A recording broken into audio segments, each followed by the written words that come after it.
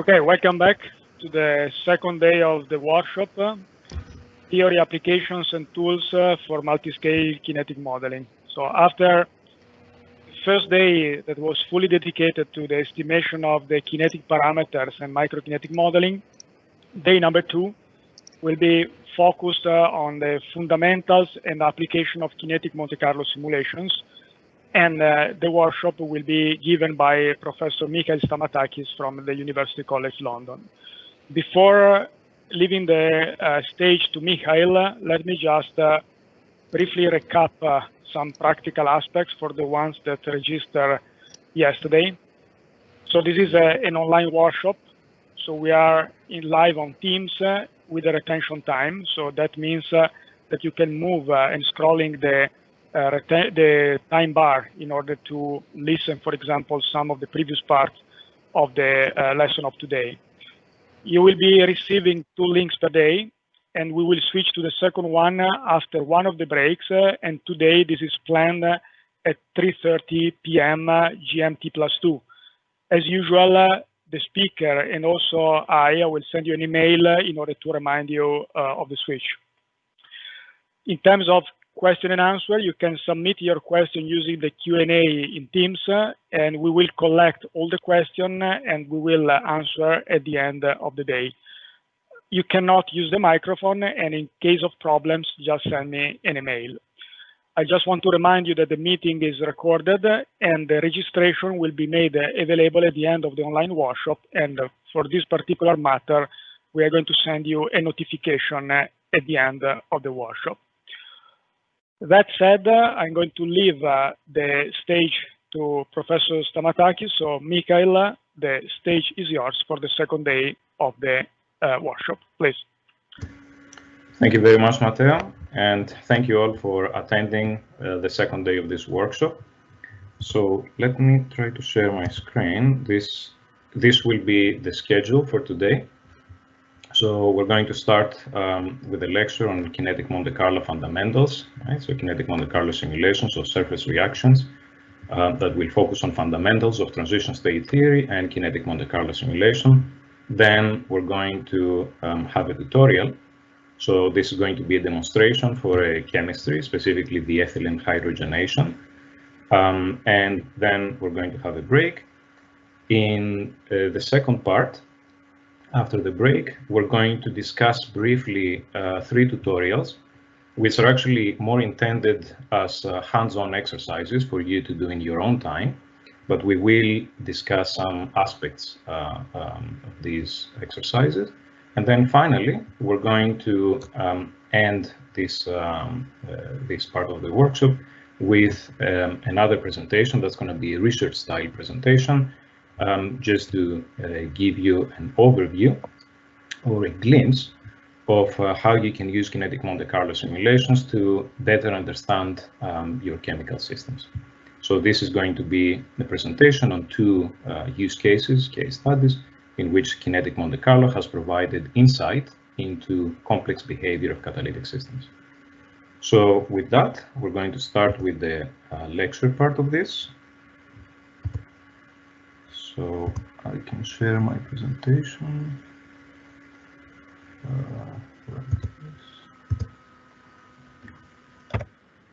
Can everybody see this in full screen? Yes, that's fine. Yeah, okay, great. So just a little bit of motivation. Why do we need kinetic modeling in catalysis and surface science? So many of you might be familiar with density functional theory calculations. So what we do when we apply the density functional theory method is basically calculate the electronic structure of a molecule, a material, with fixed positions of the nuclei, the atoms that are participating in forming this molecular structure. On top of that, if you couple your density functional theory code with an optimizer, you can find minima in the so-called potential energy surface. These minima correspond to stable reactants or products, in any case, stable molecules. And you can also find, if you have a transition state finder, a saddle point finder, you can find transition states. So these are first order saddle points in the potential energy surface, which give you information about chemical pathways, the barriers, the activation energies of reactions, etc. So this is the information we can get. Calculate the electronic structure of materials, the stability of intermediates, and then investigate the possible chemical pathways that may occur.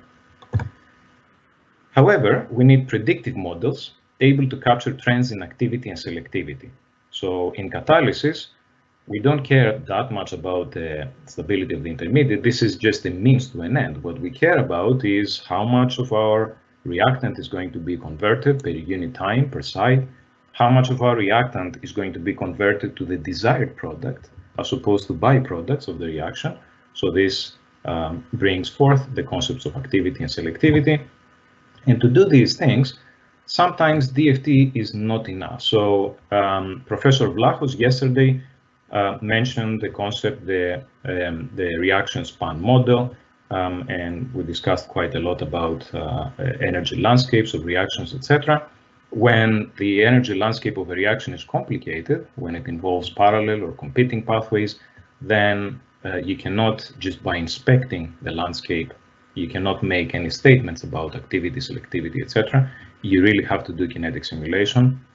Also, in certain cases, you may have complex temperature and pressure effects, whereas when you do DFT calculations, you do these at 0 Kelvin and at pretty much 0 pressure. And of course, we have some complex effects arising because of lateral interactions and the influence of spectator species on the elementary reactions that happen on the catalytic surface. These things necessitate kinetic modeling. So something has to be moving, right? We need to take into account time and the occurrence of elementary reaction events on the catalytic surface. So we could, in principle, do this. We could, in principle, do this with molecular dynamics simulation.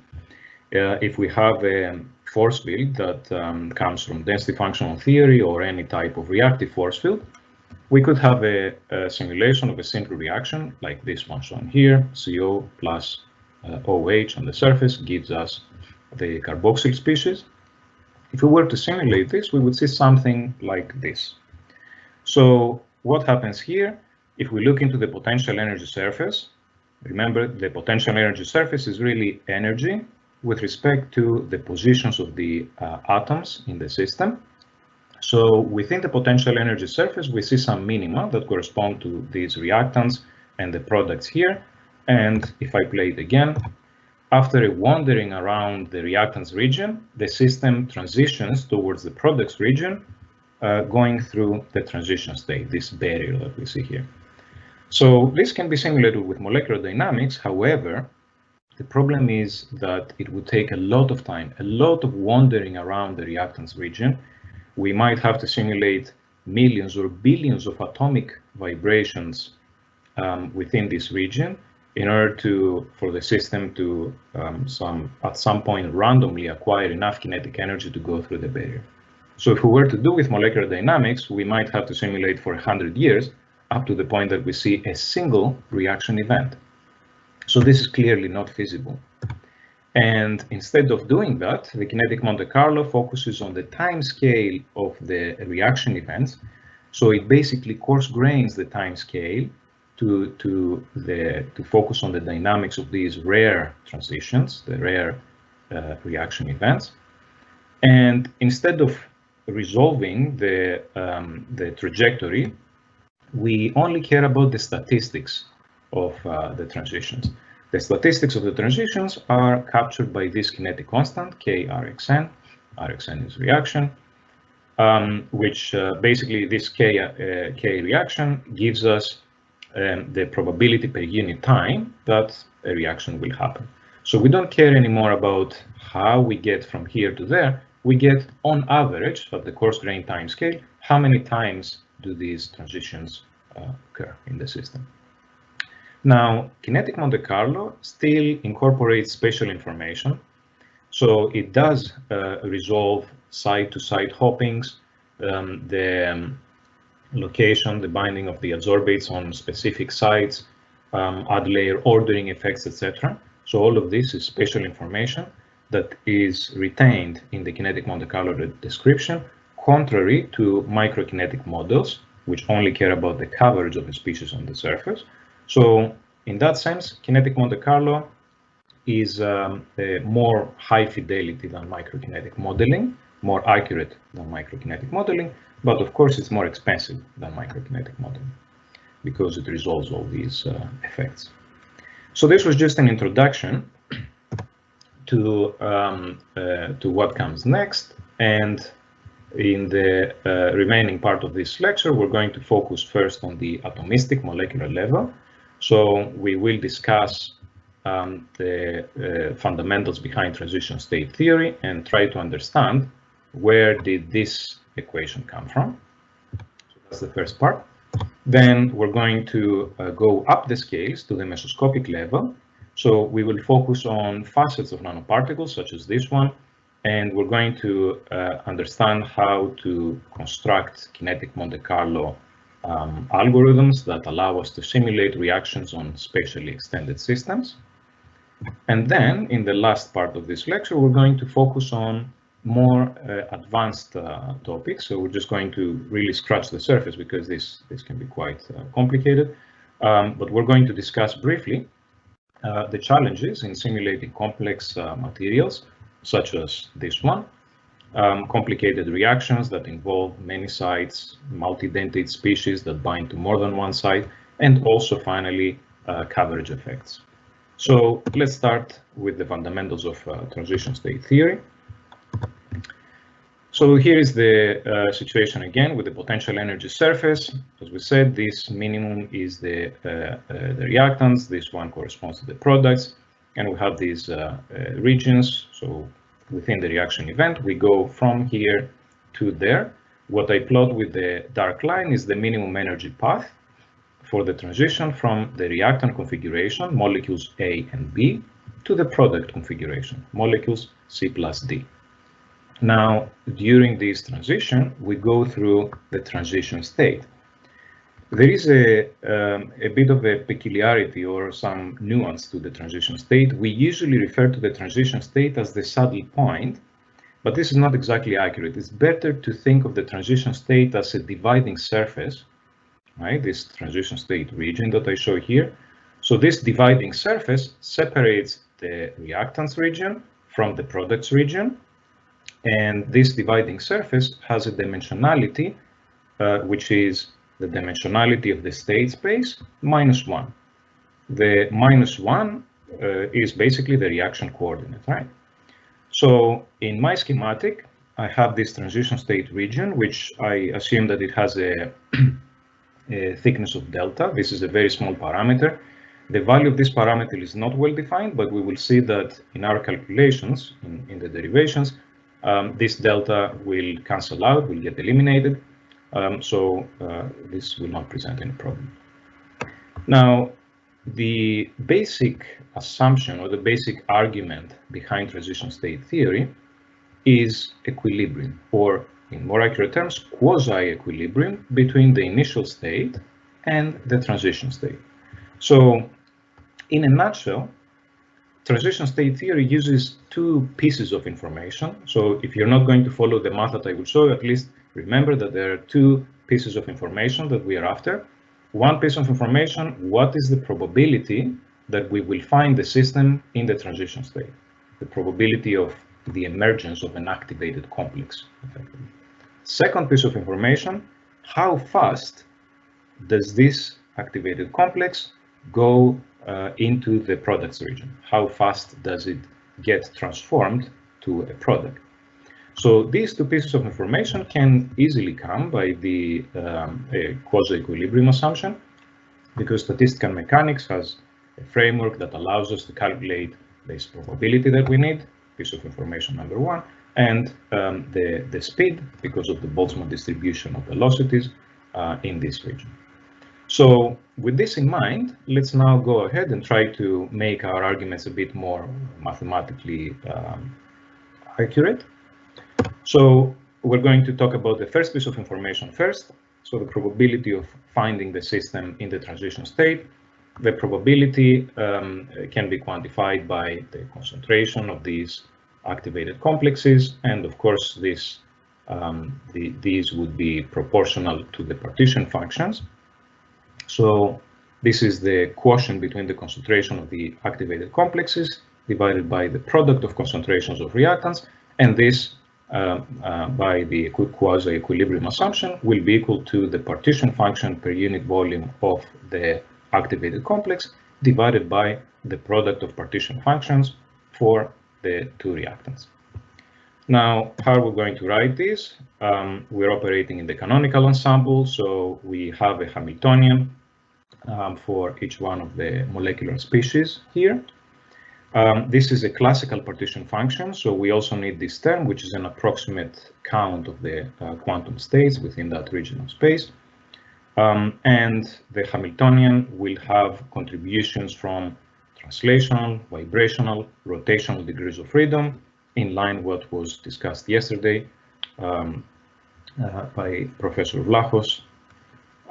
So if we have these expressions, then we can calculate the partition function of species A, the first reactant, species B, the second reactant, and also the transition state. Note that in the transition state, we have all the atoms of reactants and the atoms of all the reactants interacting. So this N is the number of atoms in the transition state, which is simply the number of atoms of species A plus the number of atoms of species B.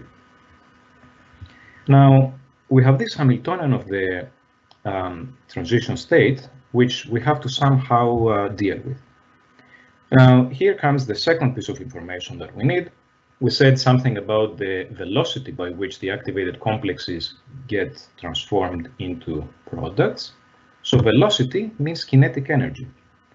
So we're going to make an assumption that the Hamiltonian of the transition state can be decomposed into a contribution, which is the kinetic energy along the reaction coordinate, right? The kinetic energy towards this direction along the reaction coordinate, plus everything else, all the other degrees of freedom, which may be vibrations along the other degrees of freedom, other reaction coordinate, some other translational degrees of freedom, rotations, etc. Right, so this is the basic assumption here. The Hamiltonian of the transition state is kinetic energy along the reaction coordinate and everything else. If we substitute this expression in the partition function that we showed a moment ago, we end up with this equation here. So the partition function of the transition state is equal to, let's start from here. This is obviously from this term, right? So the kinetic energy from the kinetic energy term plus the everything else. And then this delta is because of the integration happening in a thin region of the space effectively. So we have to multiply by this delta, which we said the value is not well defined, but will be eliminated later. And this h, basically this was the h to the 3n that I just have decoupled into two terms, h and then the rest. So 3n minus 1 is the dimensionality of the dividing surface, the transition state. Okay, so we're going to deal with this. This is just a Gaussian integral, so it has an analytical expression, and we end up with this equation here. All this blue term, I just denote as Q double dagger. Remember this equation, so the equations that I put in red boxes, we're going to collect them in the end to get to the final result. So we put this equation aside, and now, so we have talked about the two pieces of information, probability of reaching the transition state, speed at which we go to the products region, and now we need to count how many activated complexes get transformed into products per unit time.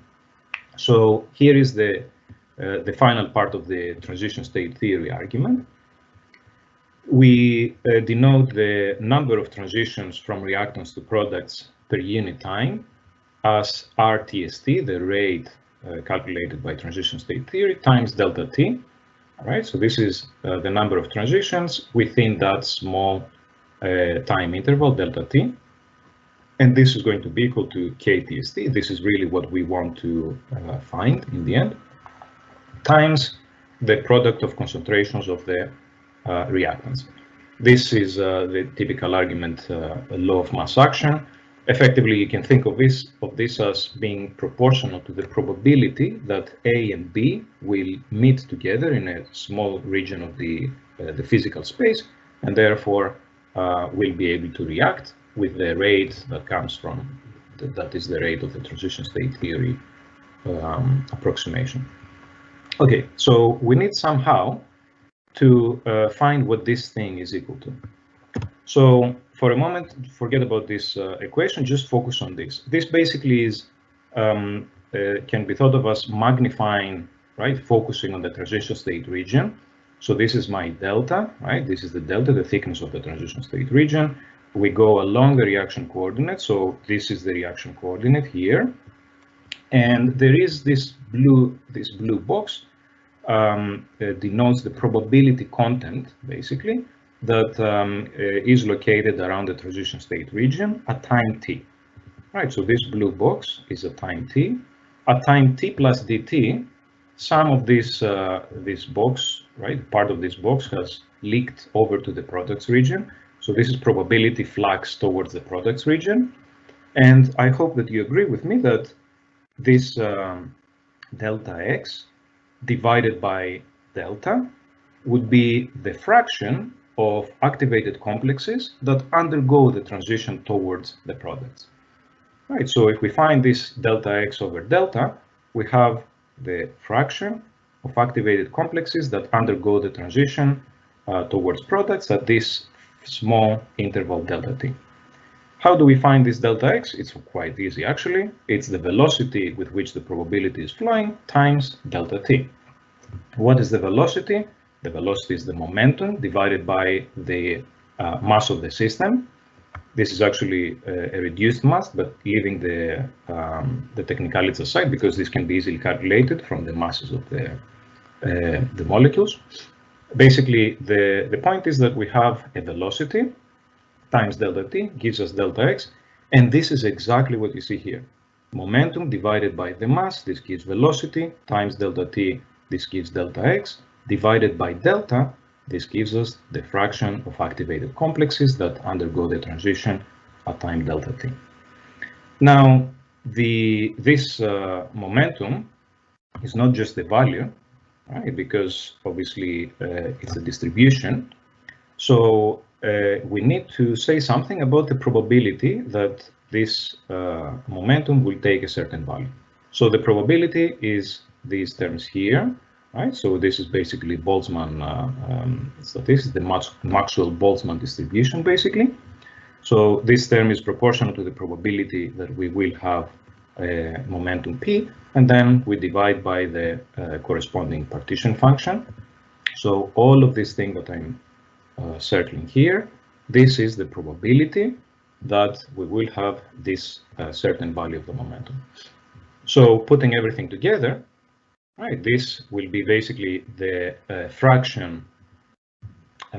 So basically we do this because we want to average out over the momentum, and all of this term will now give us the average fraction of activated complexes that undergo the transition. So times the concentration of these activated complexes will give us exactly what we want, right? The number of transitions per unit time on average. Okay, now we can treat these things. Again, there's a bit of algebra here. I will show you the final result. These can be calculated. They are Gaussian integrals and mean values, etc. So you see that the reduced mass goes away. We don't need it anymore. And we have this delta, which will have to be eliminated in the final step when we collect all the equations together. The rest is parameters and constants, so Boltzmann constant, the temperature, again, the reduced mass of the system, pi, 3.14, etc. Okay, so this will be the last important term or equation, because this is equal to this, that we will need for completing our argument and deriving the transition state kinetic constant. So let's put everything together. We are going to collect the relations in the red boxes.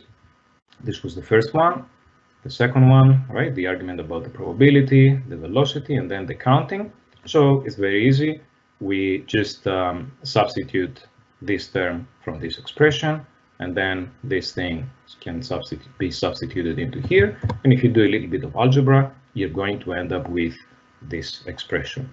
The transition state theory kinetic constant is equal to a ratio, the quotient of partition functions. So Q double dagger for the transition state divided by the partition functions of the reactants times this kBt over h. Right, so this is the thermal rate that basically tells us something about the motion of the system towards from the transition state towards the product. Now, you may have seen slightly different modified version of this. It's customary to take the potential energy contribution out of these partition functions. So then this become quasi-partition functions, and the potential energy contribution gives rise to the activation energy of the event. So here I also have Q reactants, which would be the product in this case. Right, so I put this together in one term. This kBt over h, this term here, and then we have one more term, which is a fudge factor. It's called the transmission factor, which accounts for recrossings. Recrossings is when you have the system going up to the transition state, and then instead of going towards the products, it's going down back into the reactants region. This is a difficult term to calculate. It requires dynamic simulations, molecular dynamic simulations, so we usually neglect it, or we take it equal to approximately 1. And in this case, really the transition state theory is overestimating the actual rate.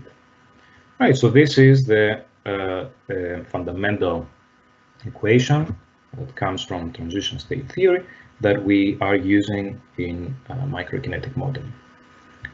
So what about the statistics? So we talked about the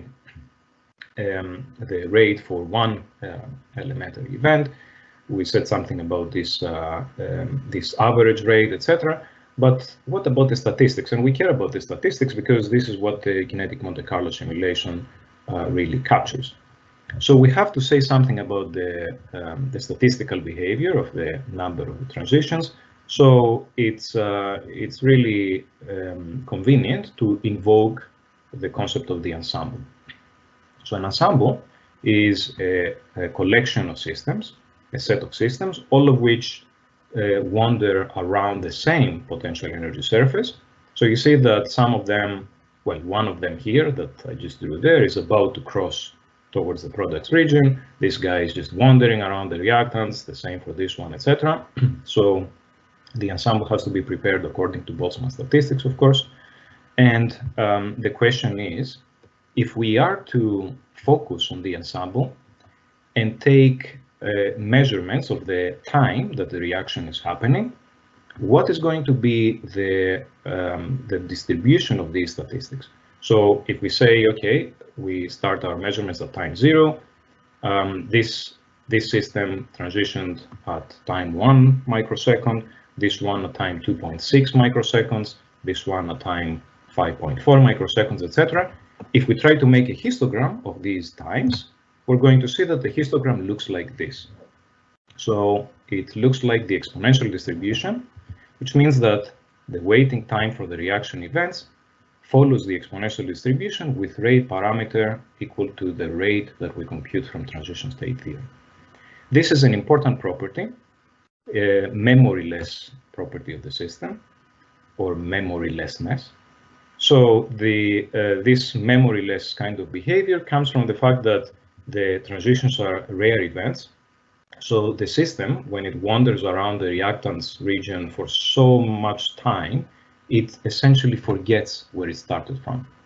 So if it forgets where it started from, it's the same as if it started from here, there, etc.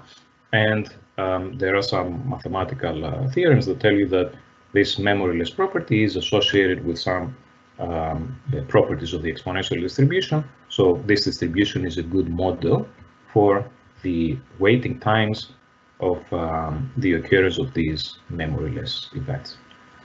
Now, so this basically, this tau is the random variable for the time of the occurrence of the event and follows the exponential distribution. I can ask the question, if I'm looking into my system for a fixed time, let's say 1 second, how many reactive events am I going to see? The answer to that is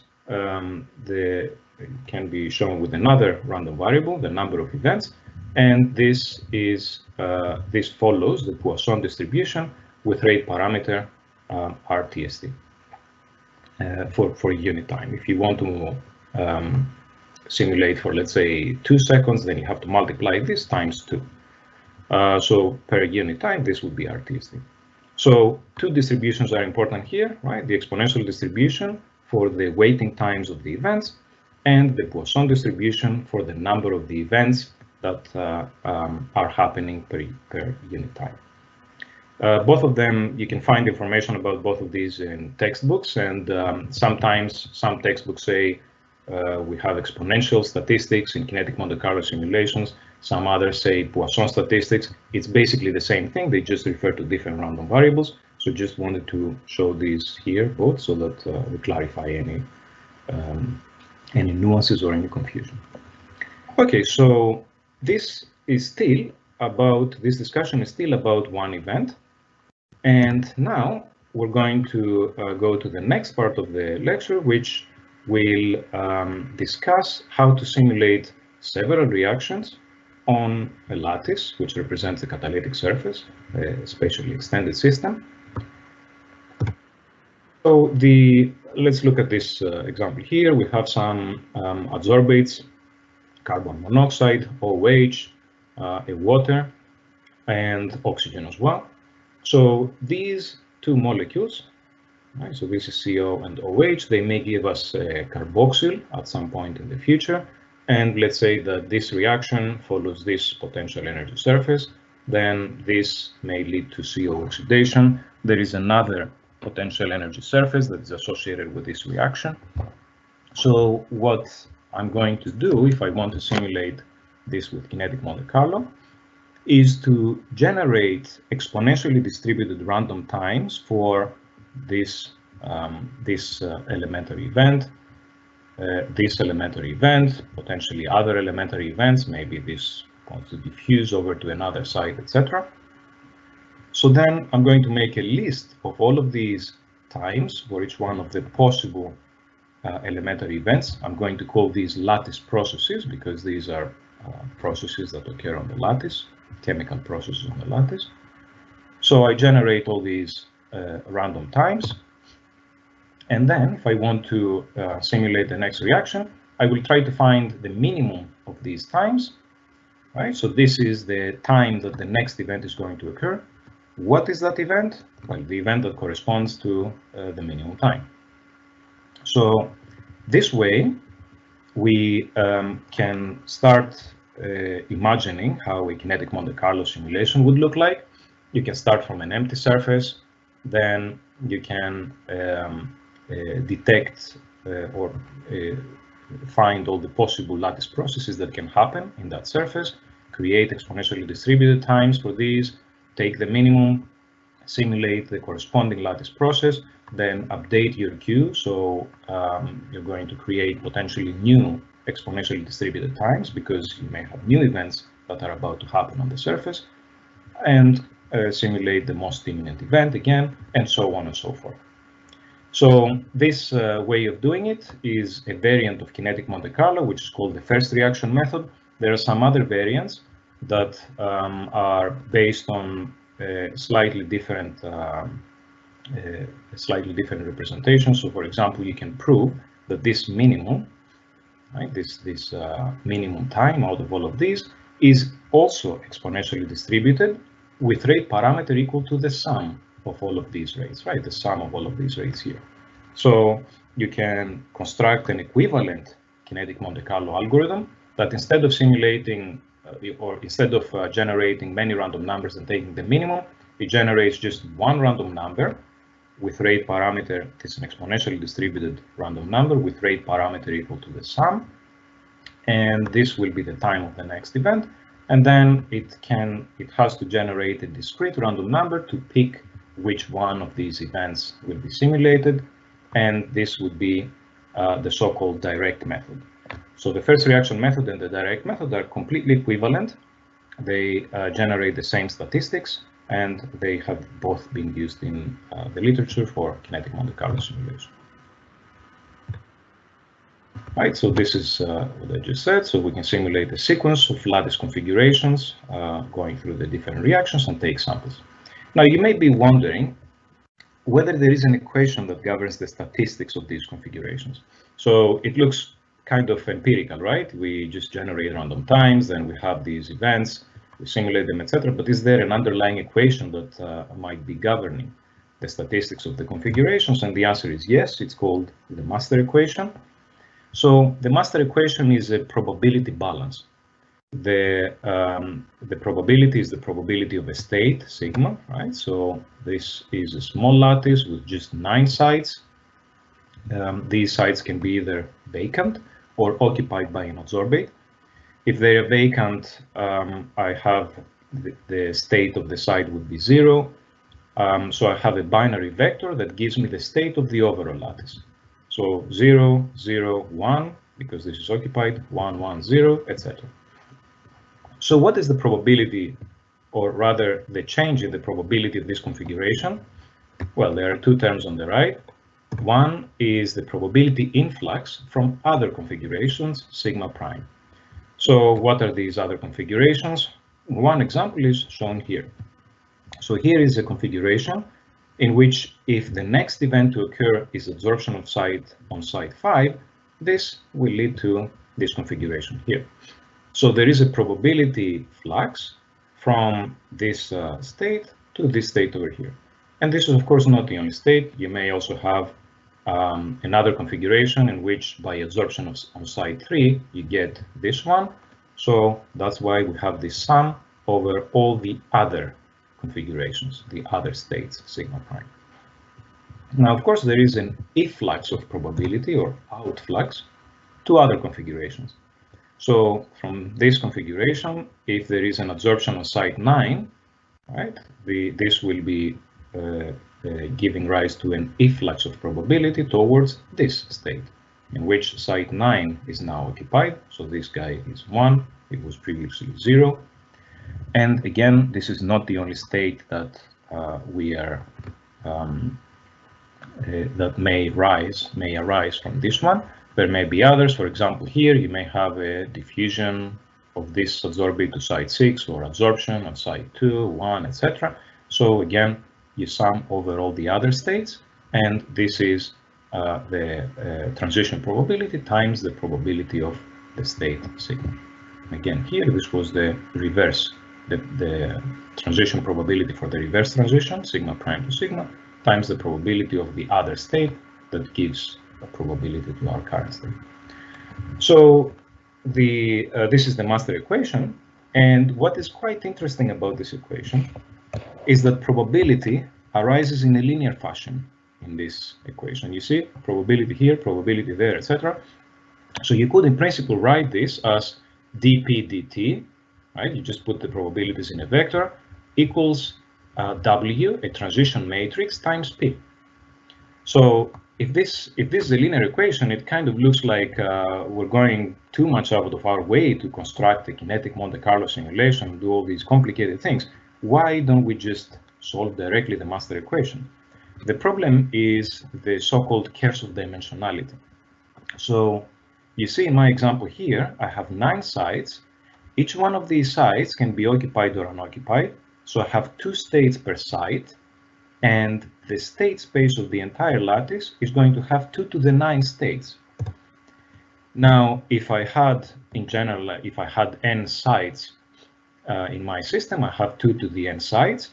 And if I have a 7 by 7 lattice, which has 49 sites in total, I have this very big number of configurations. So I would have to solve a linear equation which has 5.6 times 10 to the 14 variables, and the transition matrix would have to be a 5.6 times 10 to the 14 times 5.6 times 10 to the 14 matrix. So this is a very large matrix.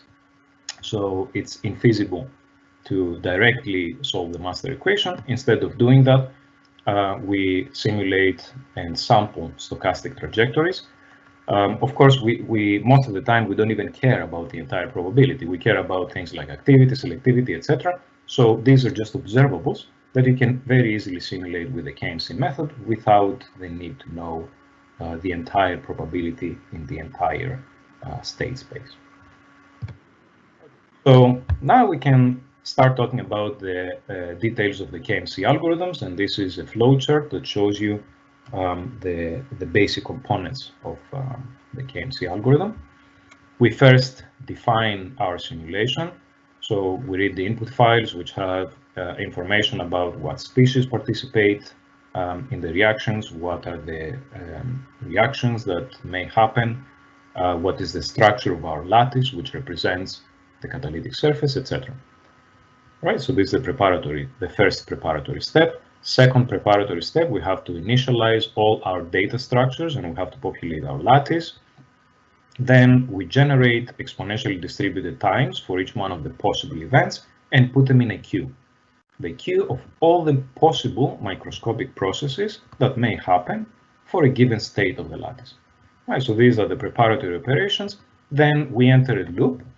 So presumably the user says, I want to simulate the system from time equals 0 to time equals 10 seconds. So this is the t final, 10 seconds. So within the loop, the first step is to advance the time to that of the first process to occur. So we find the minimum among the exponentially distributed times. We advance the time to that.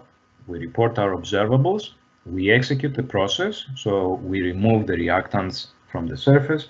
We add the products onto the surface, and then we have to update the state in the event queue. Right? So updating the state is what I just said, remove reactants, add the products, and we have to update the event queue because some of the previously existing reactions may no longer happen. So if I have adsorption on an event, this may block that site from being occupied by a species that is trying to diffuse. So adsorption means that, right, so when I simulate the adsorption, I will have to get rid of the adsorption event from my state queue, but also I will have to get rid of diffusion events that might try to place an adsorbate on that site on which we just made the particle adsorb.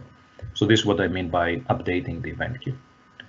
More complicated updates might have to do with lateral interactions, and we're going to talk about these in the last part of this lecture. So this is the last step of the loop, and then we go back here. We again find the most imminent event to occur. We advance the time, report the observables, execute the new reaction, again update the state of the lattice and the event queue, and so on and so forth until we reach the final time. And if we do that, we terminate. Okay, so typical kinetic Monte Carlo output is shown here. We can sample for quite a few interesting quantities. The coverage of species. This is an example of a CO oxidation reaction. So the coverage of oxygen is shown here with red. The coverage of CO is shown here with blue. And these dotted traces are just the averages, the means. We can also visualize the state of the lattice as the reaction goes by. So we would see something that looks like this, right? Again, CO and oxygen with the different colors. We can also count the number of CO2 molecules produced, or equivalently, the number of CO molecules consumed. And from the plot, this should be a linear plot if our catalyst is indeed active. If it's not active, it's going to plateau out and we're not going to produce any more molecules. The point is that from the slope of this line, we can calculate the number of molecules produced per unit time and also normalize per site. And we can calculate the turnover frequency from this, which is basically the activity of the material. And finally, what I'm showing here is the statistics of the events, the elementary events. So we can calculate event frequencies per site for every event that we have in the kinetic Monte Carlo simulation. So this way we can see from this plot, right, this movie, we can see the most abundant species on the surface, the most abundant surface intermediates, the masses, and from this we can get information about the rate limiting steps. In this case, clearly there is one rate limiting step, the COO oxidation. Everything else is fast and quasi-equilibrated, as this bar chart is showing. Okay. Right. So with that, we are now moving on to some more complicated discussions. So this was just what I showed you is the simple kinetic Monte Carlo algorithm. This is basically the backbone, the framework for pretty much any kinetic Monte Carlo simulation that you will see out there. Of course, we need to deal with complexities, and some sources of complexity are shown here. So we have to tackle complex materials, lattices like this, complicated reactions, and finally coverage effects. So we're going to talk about these first and then leave the coverage effects for the end. So the nanoparticle that I just showed has a surface which has a complicated geometry. First of all, we have the different facets, right? These hexagonal 1, 1, 1 facets, these square 1, 0, 0 facets, etc. Each one of the facets has different side types. We also have different side types on the edge and the corners of this material. And we have some pretty complicated connectivity between the sides. So we need to take care of these in a kinetic Monte Carlo framework. And the way we have done this is by introducing the graph theoretical kinetic Monte Carlo approach, in which the lattice is represented as a graph, a collection of connected sides. And this allows us really monumental flexibility. We can treat any connectivity we want. We can have as many side types as we want, arbitrary connectivity of sides. So anything can be represented, not just rectangular lattices like back in the old days that were represented as arrays in the memory of the computer. Really nowadays with the graph representation, we can do anything. Now, the second source of complexity has to do with species that may bind to more than one site. These are multidentate species. So I'm showing here an example. CO2 may bind to two sites, so this would be a bidentate species. All right, so we may have a chemistry, CO oxidation, in which oxygen and CO bind to one site, CO2 binds to two sites as shown here. And we want to explicitly capture the orientation because it's different if the CO2 binds like this or with the mirror image, right? With this dangling oxygen over there, for example. Okay, so again, we can do this with the graph theoretical kinetic Monte Carlo approach. I'm just giving you a glimpse of what is going on in the memory of the computer when we try to represent these states. Basically, the lattice state is now represented no longer as a vector. Remember, in the simple example we showed earlier, we had the binary vector that was 0 for an unoccupied site, 1 for an occupied site. Now we need a bit more information. So we have a two-dimensional array, which is indexed by site, and it has 3 columns. The first column is an entity number. So we number all of these adsorbes. It's basically, this number is just a label that allows us to tell that these two sites are occupied by the same entity, right? So entity 31. And you can see that site 24 and site 31 are both occupied by entity label 31, as shown here. So this is what the first column is. The second column is the species. 0 means unoccupied site. So this is the empty site pseudo species. 1 in this case means species A, right? So site 7 is occupied by species A. 2 is species B. So sites 18, 20, 29, right? 18 here occupied by species B. And then, as we said, the bidentate species is this one, species 3. The third column is the dentate. So for monodentate species, this is trivially equal to 1. For bidentate species, we have to capture the orientation. So the A, B bidentate species binds with dentate number 1 to site 24 and with dentate number 2 to site 31. All right, so this way we can capture explicitly the orientation of the species. So this is quite nice, and of course, if we want to really do fast searches, so if you give me an adsorbate, I want to know very quickly where this adsorbate is bound onto which site. In order to do this, we introduce the inverted list of the array that I just showed. So this inverted list is indexed by entity. So this tells us that entity number 1 is species 0, unoccupied pseudo species, and it exists on site 4. Entity 7 is species 2, and it exists on site 18. Entity 31 is the bidentate 1, species 3, and it captures or covers sites 24, 31. These inverted lists are basically for fast search and updates. So these are used in the update operations of the graph theoretical kinetic Monte Carlo to accelerate the simulation. It's much faster to go through this array, right, and tell you immediately where entity 21 sits, rather than trying to search for entity 21 in this disordered or unordered list of entities.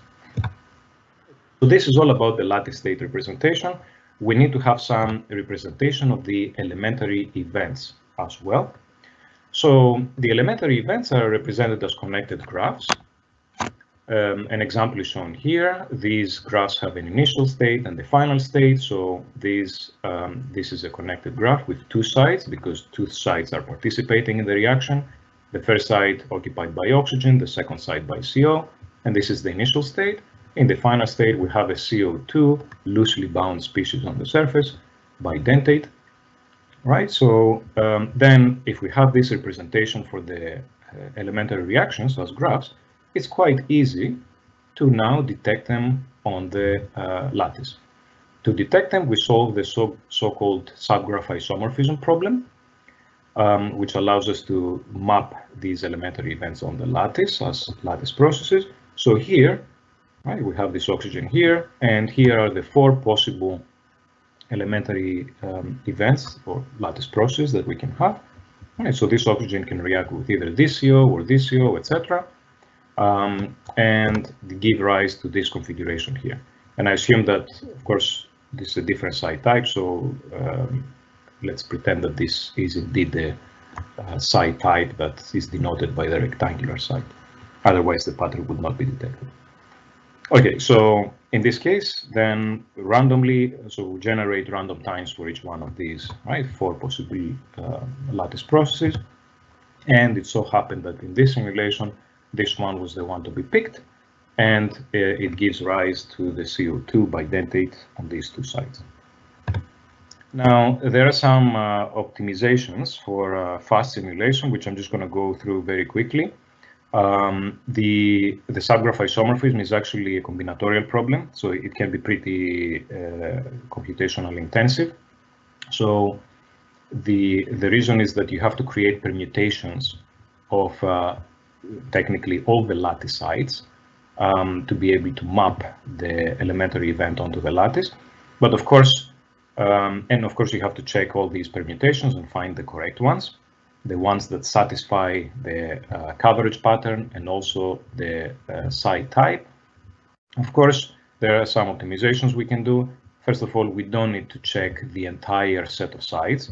If we know that there is a dentate, if there is an adsorbate here, like the CO molecule here, then we only need to look for sites around this region that we can permute and create a valid pattern.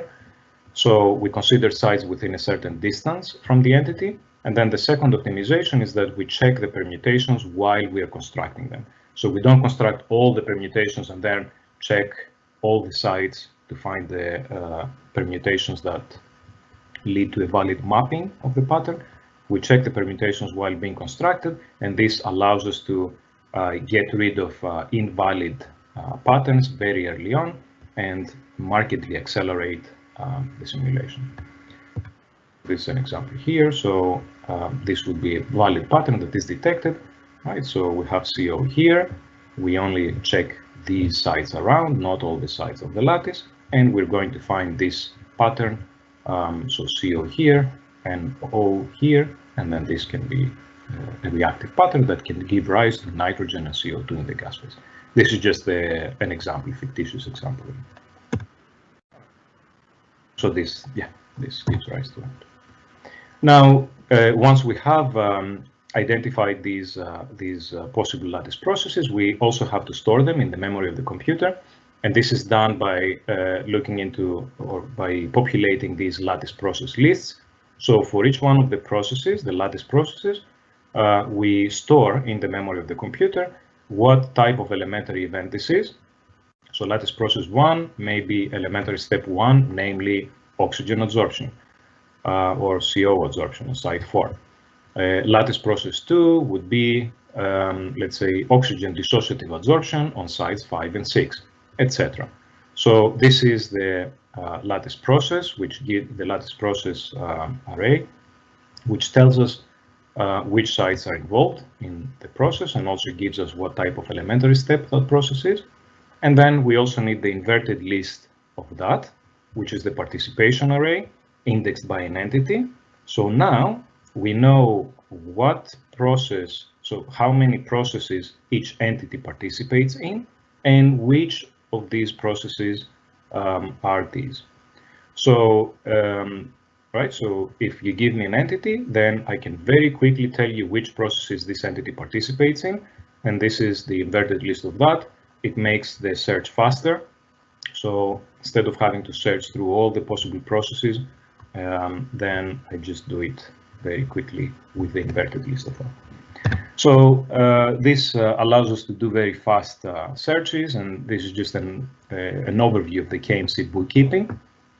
Right. So basically, we have the state of the lattice, the inverted list of that, and then the process array and the participation array, which tells us which entity participates to which process. So why is this useful? Because whenever we simulate the lattice process, as we said earlier, it's not only that lattice process that will have to be simulated and removed from the queue, it may be other lattice processes as well. So every time I simulate a lattice process, I go through the participation array, this one here. I find out which other processes did this reactant participate in, and then I can very efficiently go and remove these because they can no longer happen. All right, I can remove these from my list of possible processes. This way, the Kinetic Monte Carlo algorithm is much more efficient than if we were doing all these searches throughout these arrays. Now, final technical thing here. We said something about queues of processes. So queuing also has to be done efficiently.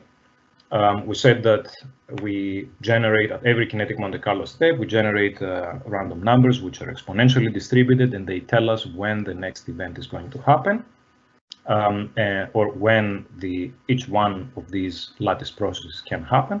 And then we have to find the minimum out of all of these waiting times, which will give us the next process to be simulated. So we have to find the minimum efficiently. If we were to just put these random times in a vector, then the find minimum operation would be order n, where n is the number of processes that we have on the lattice. So this would be especially for large lattices and simulations with many reactions, this would be computationally very expensive.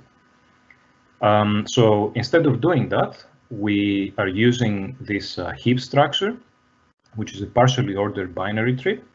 Each node has priority over all its children nodes. So the node has information about the process number, right? So this process number is really this thing here, right? So for each one of these processes, we have an exponentially distributed number, which gives us the time of occurrence, which is here. So each node has information about the process number and the time that is going to occur.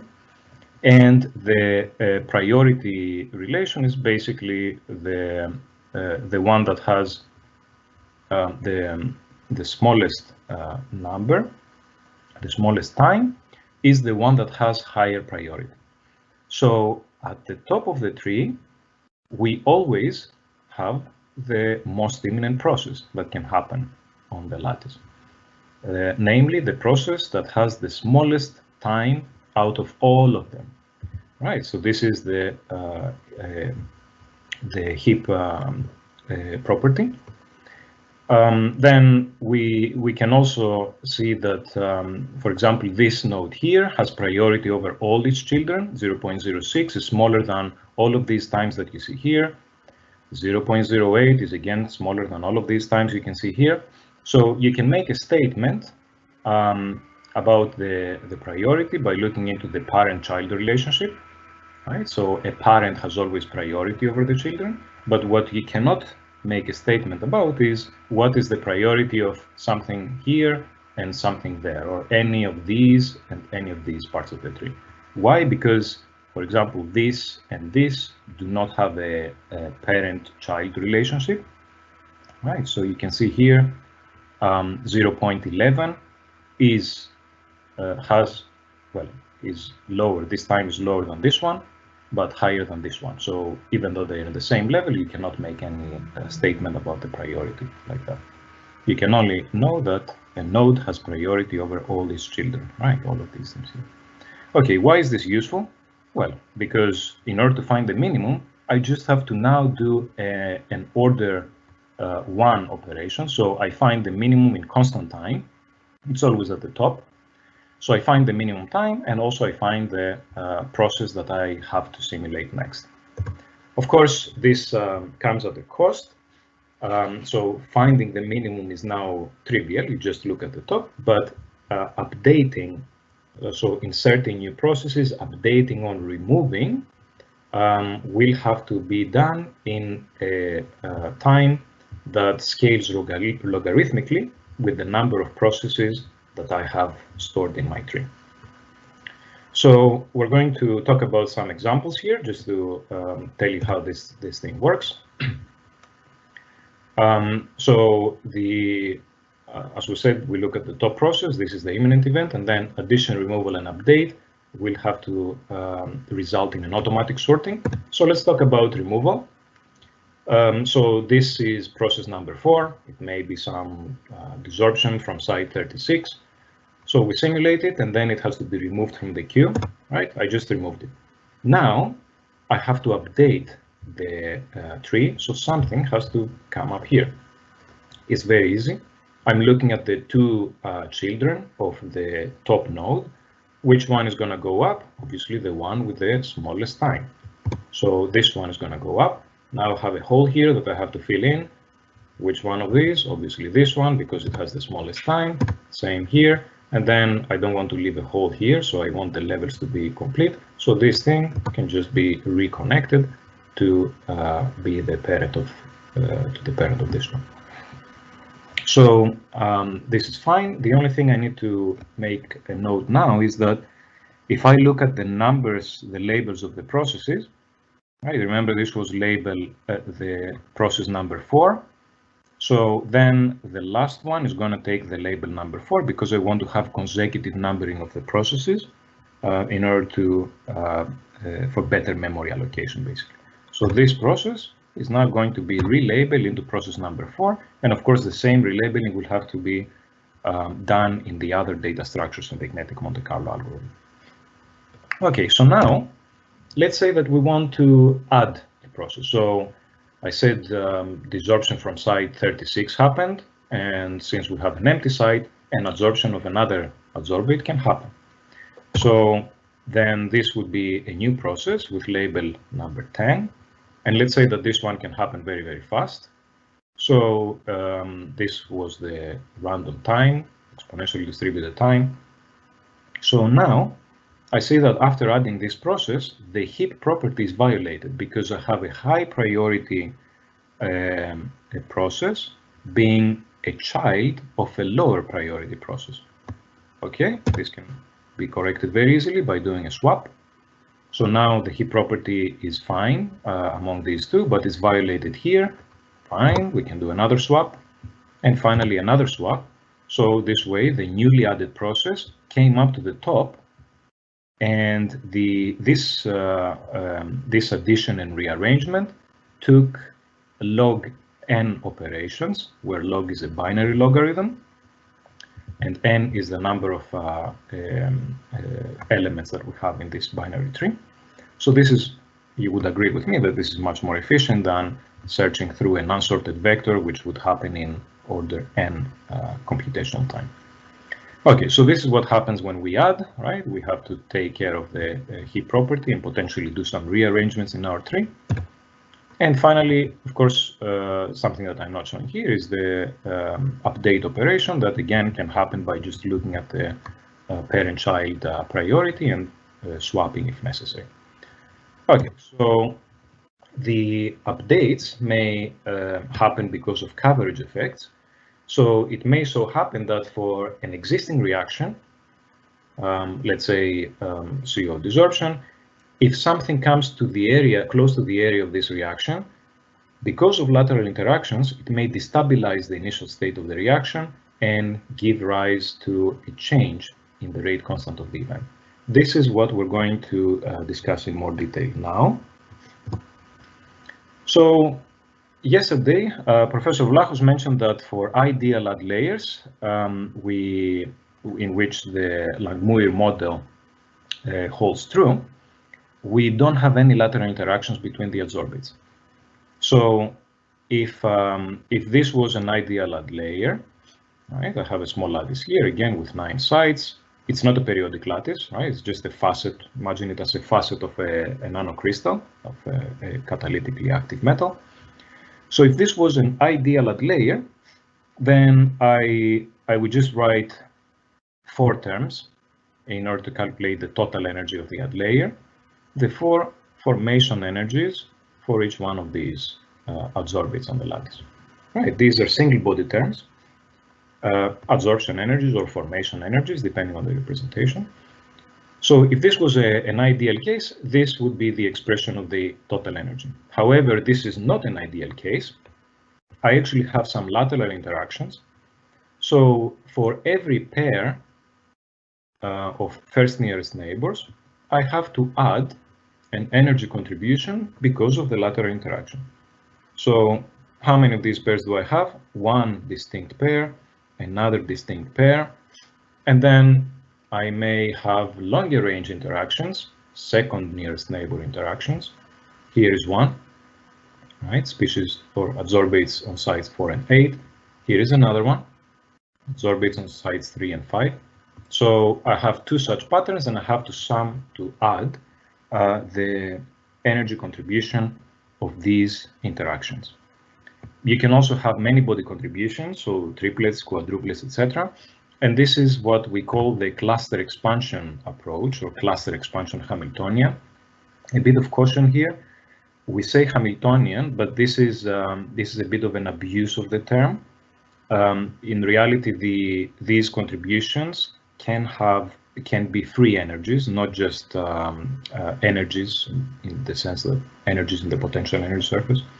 So these can be indeed free energies. So when we say Hamiltonian, we abuse a bit the terms, right? So we just have to keep in mind that these may indeed be free energies. Okay, so in any case, the point is that this cluster expansion gives us the energy for a specific microscopic configuration of our lattice, right? Like the configuration shown here. So in the general case, this is the expression that we use in the graph theoretical Kmc framework. So these ECIs are the effective cluster interactions. These are the contributions from single body, 2-body, multi-body terms, right? So these are the energy contributions in electron volts, for example. This GM is the graph multiplicity. This is just a technicality. It's like a symmetry number.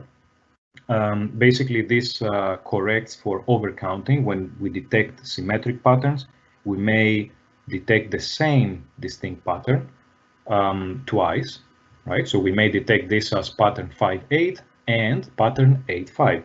This would mean that the graph multiplicity is equal to 2. So we have to divide by 2 when we sum the effective cluster interactions. This NCE is simply the number of instances of the interactions pattern, right? So taking into account the multi-counting. This would be detected twice, this would be detected twice, so we would have 4 times this divided by the graph multiplicity, 2 times the energy of the pairwise interaction pattern. This is exactly what we had here when we showed the simplified equation for this particular case. Okay, now why are these important?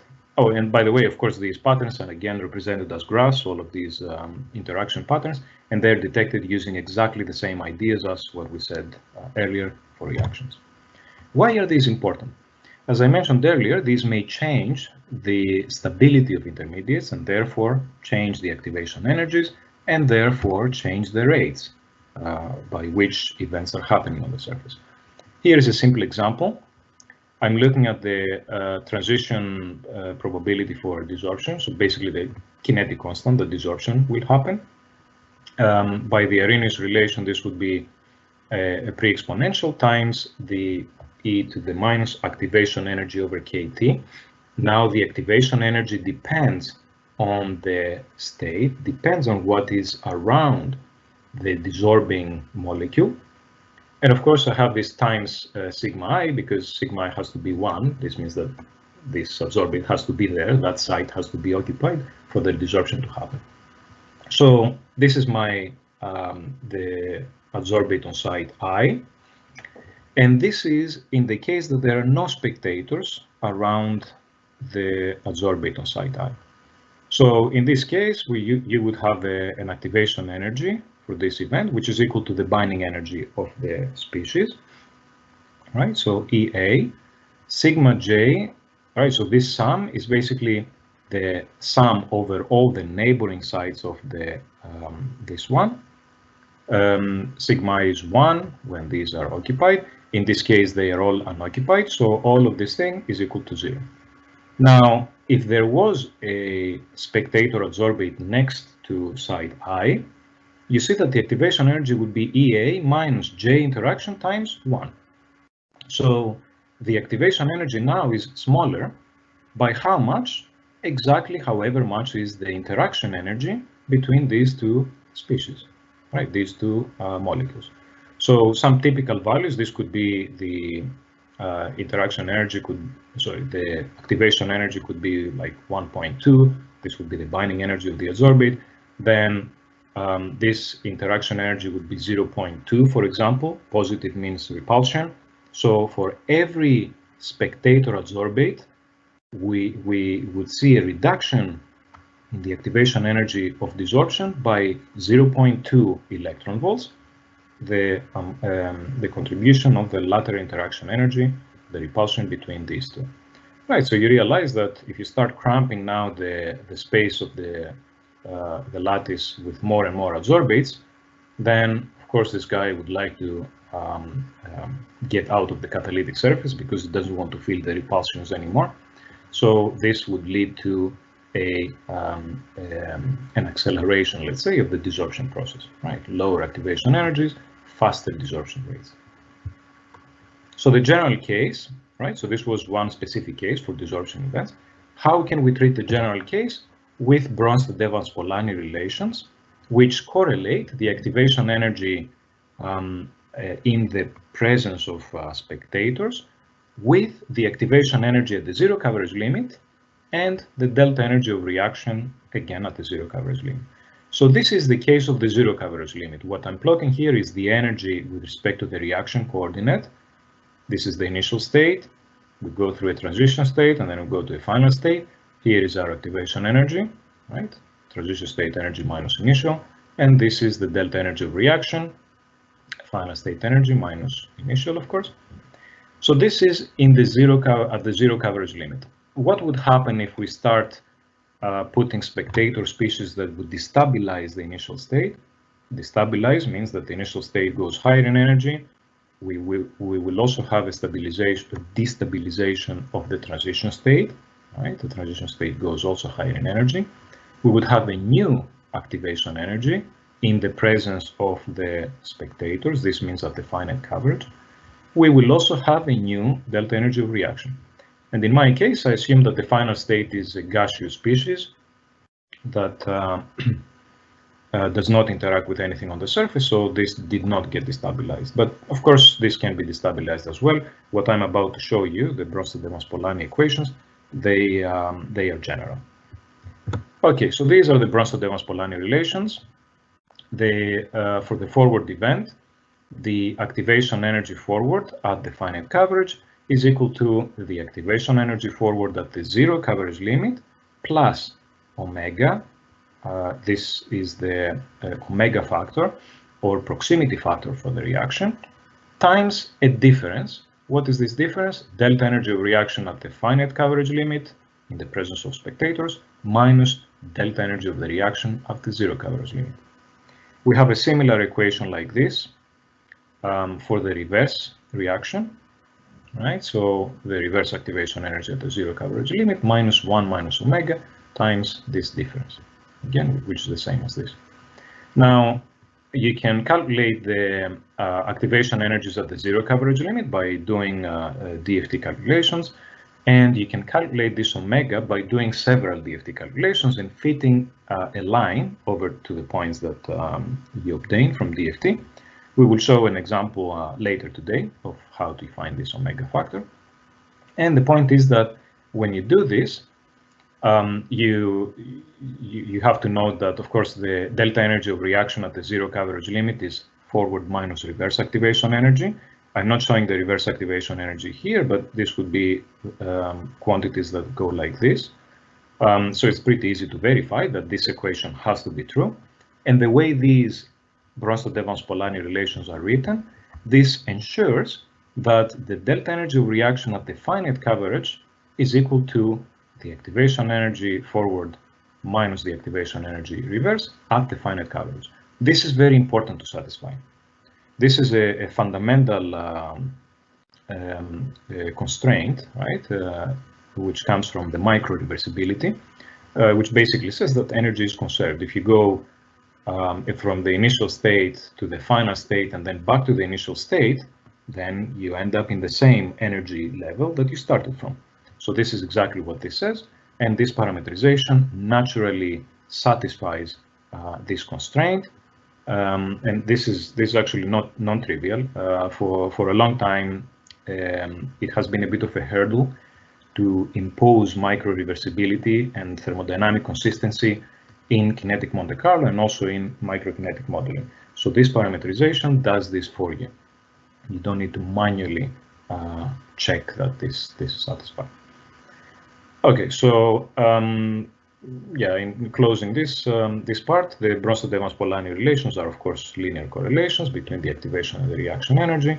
They cover the effect of local reaction environment on the rate, right? Local reaction environment, meaning the spectators that we can have. And of course, they can be parameterized by DFT calculations. So putting this all together, this is now the slightly more elaborate kinetic Monte Carlo algorithm or pseudocode that or outline that we come up with. Again, we initialize the structures, populate the lattice, we create a heap of all the microscopic processes. This is the queue, right? The heap data structure. And then we enter a loop. While the time is less than the final time specified by the user, we advance the time of the top process, the top in the heap. We execute the corresponding process. This means that we have to remove the reactants from the lattice. We have to remove the associated processes in which these reactants participated because they can no longer happen. We also have to remove energetic interactions in which these reactants participated. Then we have to add the products into the lattice, the products of the reaction that is simulated.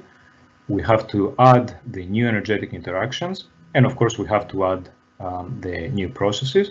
So we have to update the event queue, right? We add to the heap all the processes in which the newly added products can participate. And in addition, we have to update processes of existing, this would be rates or kinetic constants of existing processes if needed. So if there are some energetic interactions between the newly added adsorbates and some already existing adsorbates, then we have to go through these lattice processes of the existing adsorbates. We have to recalculate the rates and generate new random numbers for the time of occurrence of these processes. thereby updating the event queue. And then this is the final step, and repeat. And of course, we should also report the observables every so often, however frequently we want. This is an operation that I'm not showing you. Right, so this brings us to the end of this part of the workshop, this lecture. Take-home messages: Kinetic Monte Carlo simulation is a versatile and powerful framework applicable to the simulation of several different processes, lattice processes like absorption, desorption, reaction, diffusion, and other things like LA-to-L reactions, for example. It's attracting a growing interest in the last few years, and this plot is actually kind of old now. I should update it, but the point is that this is the number of articles that contain keywords Kinetic Monte Carlo and Catalysis. Star means catalysis or catalyst or catalyst. So you see an increasing trend, and if you see, I was looking at the statistics lately actually, and this trend is still strong, so it's still increasing, which is quite nice. This shows that people are appreciating the value of Kinetic Monte Carlo in providing unique insight by bridging molecular scale processes, the microscale, with observable phenomena, catalytic activity, selectivity, stability of catalysts at the meso and macro scale, which have a dynamic component. Something changes. A product gets converted, a reactant gets converted into a product, or a catalyst gets deactivated by side blocking. Again, these are all things that we can simulate with Kinetic Monte Carlo. So I would like to thank you for your attention. And this, right, so this concludes the first part. Matteo, remind me, it's not yet time for the break, is it?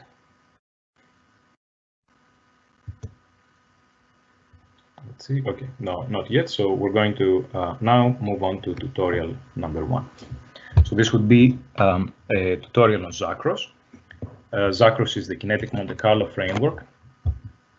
Sorry,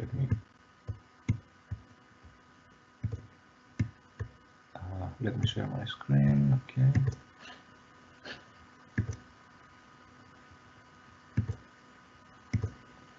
Okay, so this is the schedule. We're going to move on to tutorial number 1, which is a demonstration of ethylene hydrogenation in Chakras, right? So we're going to learn how to set up Kinetic Monte Carlo simulations for this example. Okay.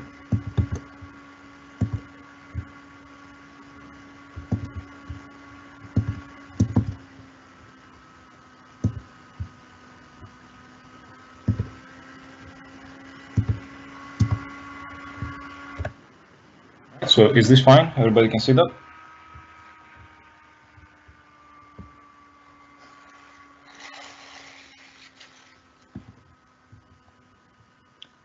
Okay, so I assume everybody can see that. I don't see any messages of any issues. Okay, so yes, this is the first tutorial. This is going to be a bit of a crash course on Kinetic Monte Carlo simulations in Chakras. And as we already saw, the Kinetic Monte Carlo can give us fundamental insight into catalytic processes. It allows us to calculate activity, selectivity, and yield, and also enables us to gain a mechanistic understanding of complicated effects. The kinetics of the underlying pathways, find the dominant pathway, abundant surface intermediates, etc. Okay, so why use Chakras? Because it's the first Kinetic Monte Carlo application to use graph theory for treating complicated effects. So reaction patterns of arbitrary complexity. You can see here an example, oxygen absorption. This is a bidentate oxygen species that can undergo dissociation into 2 oxygen atoms on the surface. And you see that this, you would think of it as a very simple reaction, but there are some levels of complexity, like what we've been discussing. So there are 4 sites that participate to the reaction. There is 1 bidentate species, and there are sites of different site types. Right? So top here, FCC, and the other FCC for the other oxygen. And we need to have this specific connectivity so that we place the resulting oxygens in the correct sites. In addition, we can take into account coverage effects, as we just discussed in the final part of the previous presentation. So this is now one BEP relationship, Bronsted-Evans-Polanyi relationship, for CO oxidation on palladium 111. So this is the initial state, CO and oxygen next to each other, then the transition state and the final state, CO2 loosely really dissolved from the surface. This is the energy landscape of the reaction, and we can do several DFT calculations, all these points here, in which we place different adsorbates on the vicinity of the reaction. So one of them is with, one of them would be without any spectator species, then one with an oxygen next to the reactants, another one with 2 oxygens, another one with CO, etc. And then we get a bunch of activation energies, and we can plot activation energy with respect to reaction energy, fit the BEP. So the slope of this line is this omega parameter, the proximity factor of the reaction, and we can parameterize these to take into account coverage effects with consistency and accuracy.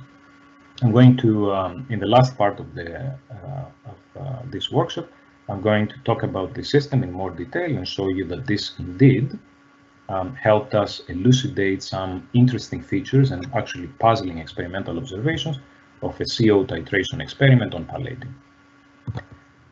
So let's now go into the practical aspects of this, how we can install Chakras and then run simulations. So my plan is to show you a few slides here, but then also do a demonstration. Hopefully it's going to work. So to install Chakras, first of all, you have to download the source code. So you can do this by just going into chakras.org, navigate to software. So this is the Chakras website. You probably received the link yesterday as well. So the software menu option is this one here. So it has instructions. It will direct you to the ZIP portal, which is the Express Licensing portal of UCL Business. So you will see something that looks like this, and then you have to register with your institutional email address, add to basket, and then request the license. Chakras is free for academics. So if you have an academic email address, then you can get it for free. So let's say now that you have this. It comes as a zip file with the source code. There is a manual as well, and some examples and tutorials, etc. So then you unzip the source code. You create a directory called build. You go into that directory, and then you can run this cmake command. Some of you might be familiar with cmake. It's actually a very nice framework that allows you to create make files for pretty much any platform. So this is the nice thing. It's cross-platform. So you can use it in Windows, Mac, Unix, and I presume that if you have access to high-performance computing facilities, they should have cmake installed already there. So the only thing you need to do is cmake ... This instructs cmake to go to the parent directory and look for the source code files. Then these are some parameters. You want to compile the release version. You want to compile the serial version. So do OpenMP can be turned to off. Do MPI can also be turned to off. If you want to compile the OpenMP threaded version, you have to put this as on. And then there is an MPI implementation that we are currently working on. This has not been released yet. It should be released soon. And yeah, the parameter that turns on this should be this do MPI.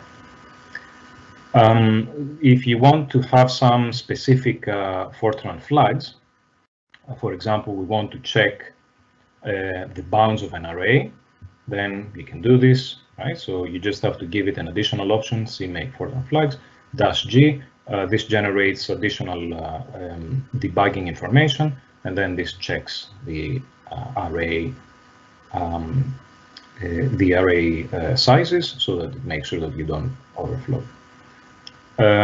Okay, so after you do this, you're going to create the executables, the make files, and then to create the executables, you have to run the make command, make-j, or just make. The -j is basically making things go faster. It makes the compilation go faster because it parallelizes the compilation of the objects. Right, so we talked about these, the threaded version and the MPI. And now, once we have our executables, we can run simulations. We have to generate some input files. So we're going to now talk about what goes into these input files. And then once we're done with that, we're going to we're going to demonstrate an example. Right, so the demonstration, so the example under discussion here will be ethylene hydrogenation on the palladium 100 surface. The data is taken by this paper by Hansen and Europe back in 2000. This really is one of my favorite papers. It's one of the first to introduce first principles calculations in kinetic Monte Carlo simulation. So this was really revolutionary. And this is just the data that came from these initial calculations. So we have the energies of gas species, the energies, the formation energies of surface species, and the this is also the formation energy of a gas species. So what is the reaction? Well, we have hydrogen that gets absorbed dissociatively on the surface. We have ethylene that gets absorbed on the surface in a non-dissociative way. Then we have a first hydrogenation. Ethylene gives rise to the ethyl intermediate. There is an activation energy for this reaction that again was taken from the paper. And there is a second hydrogenation in which ethyl plus another hydrogen gives us the ethane species in the gas phase, right? So we have the ethane formation energy there. So these are these two subsequent hydrogenation steps, and we have these two absorption events of the reactants. Okay, there are 4 compulsory input files in Chakras.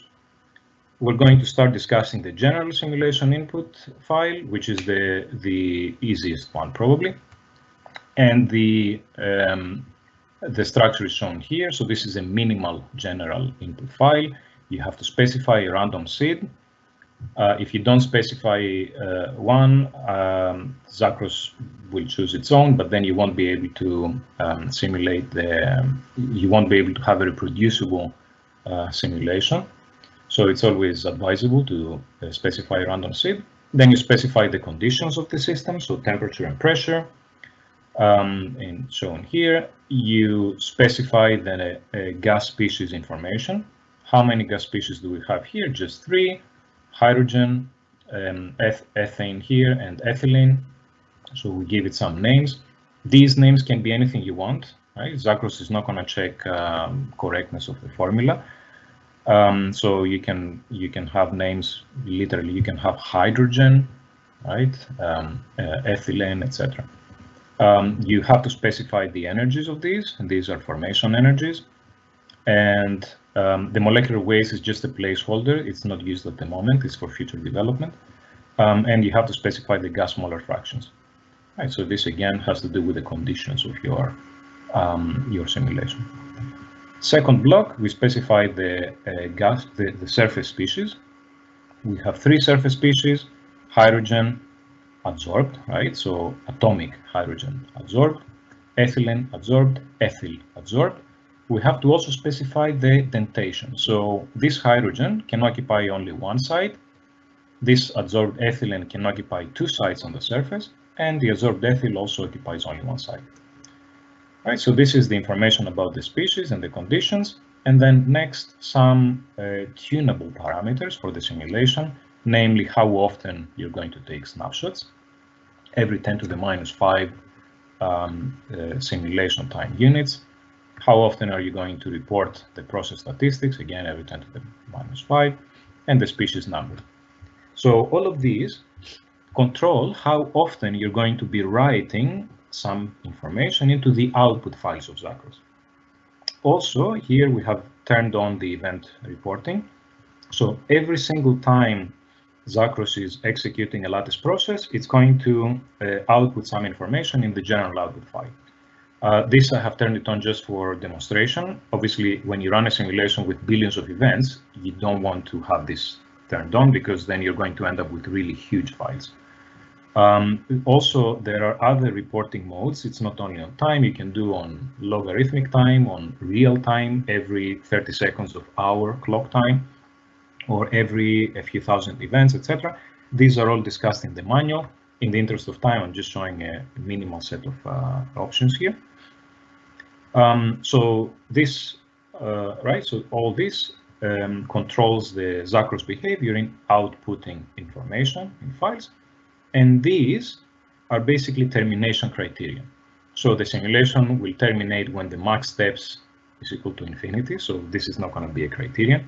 Infinity in this case actually is translated by Zacros into the maximum number of events that can be represented in the memory of the computer, that can be counted with a real 8-byte integer in this case.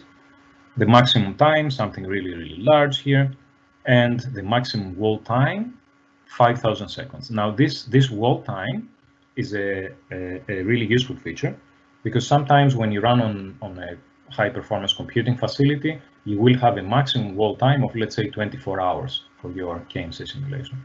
So if you specify wall time to, let's say, 23 hours, so that you give some time for Zacros to finish writing the output. So if you specify this wall time, then Zacros is going to exit nicely after these 23 hours have been reached.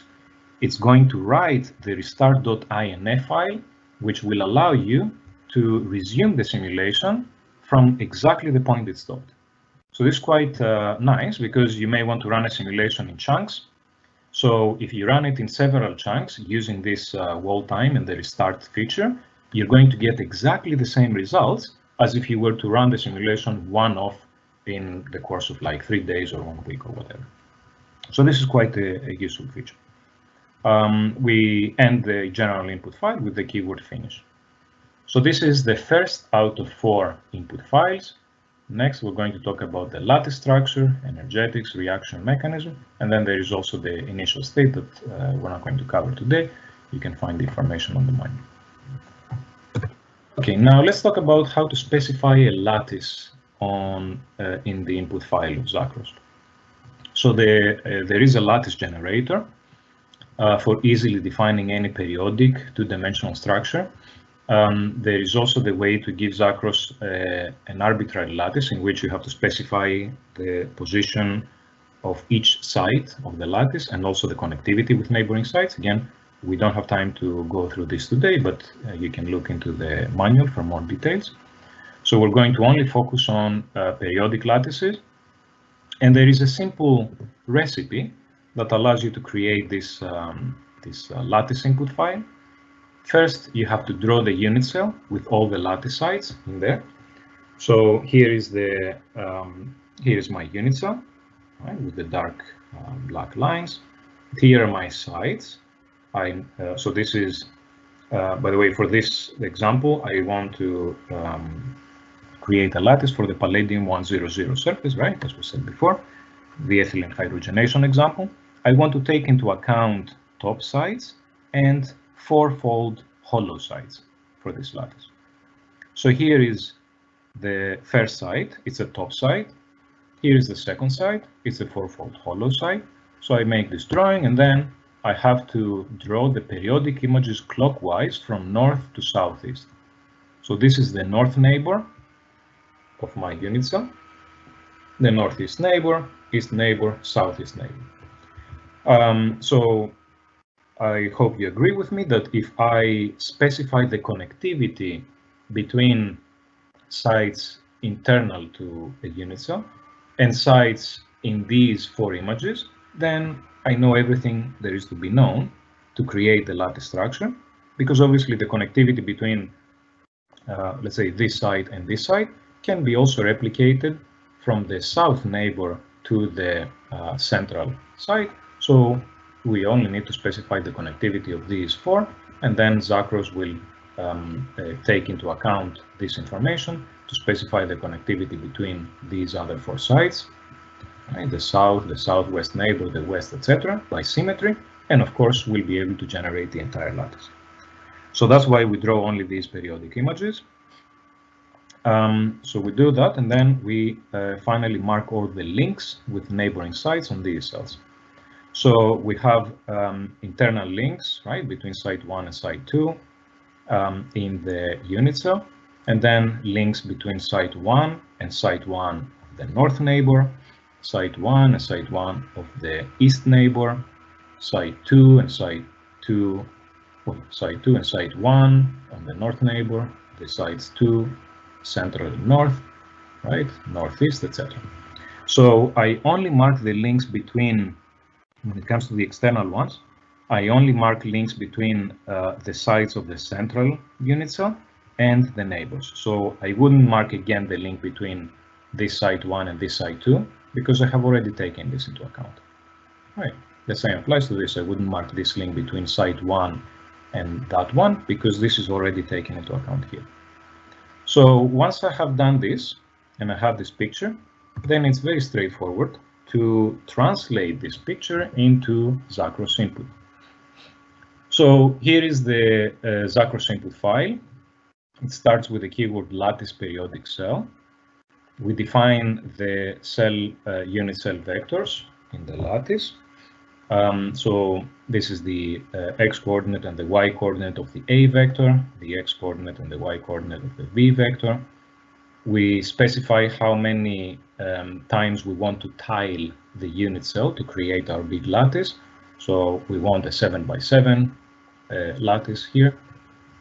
Then we have to specify the side types that we have. Here we have two side types, top and hollow, fourfold hollow. So we give it the names, top, hollow. And then we have to say how many sides we have within a unit cell.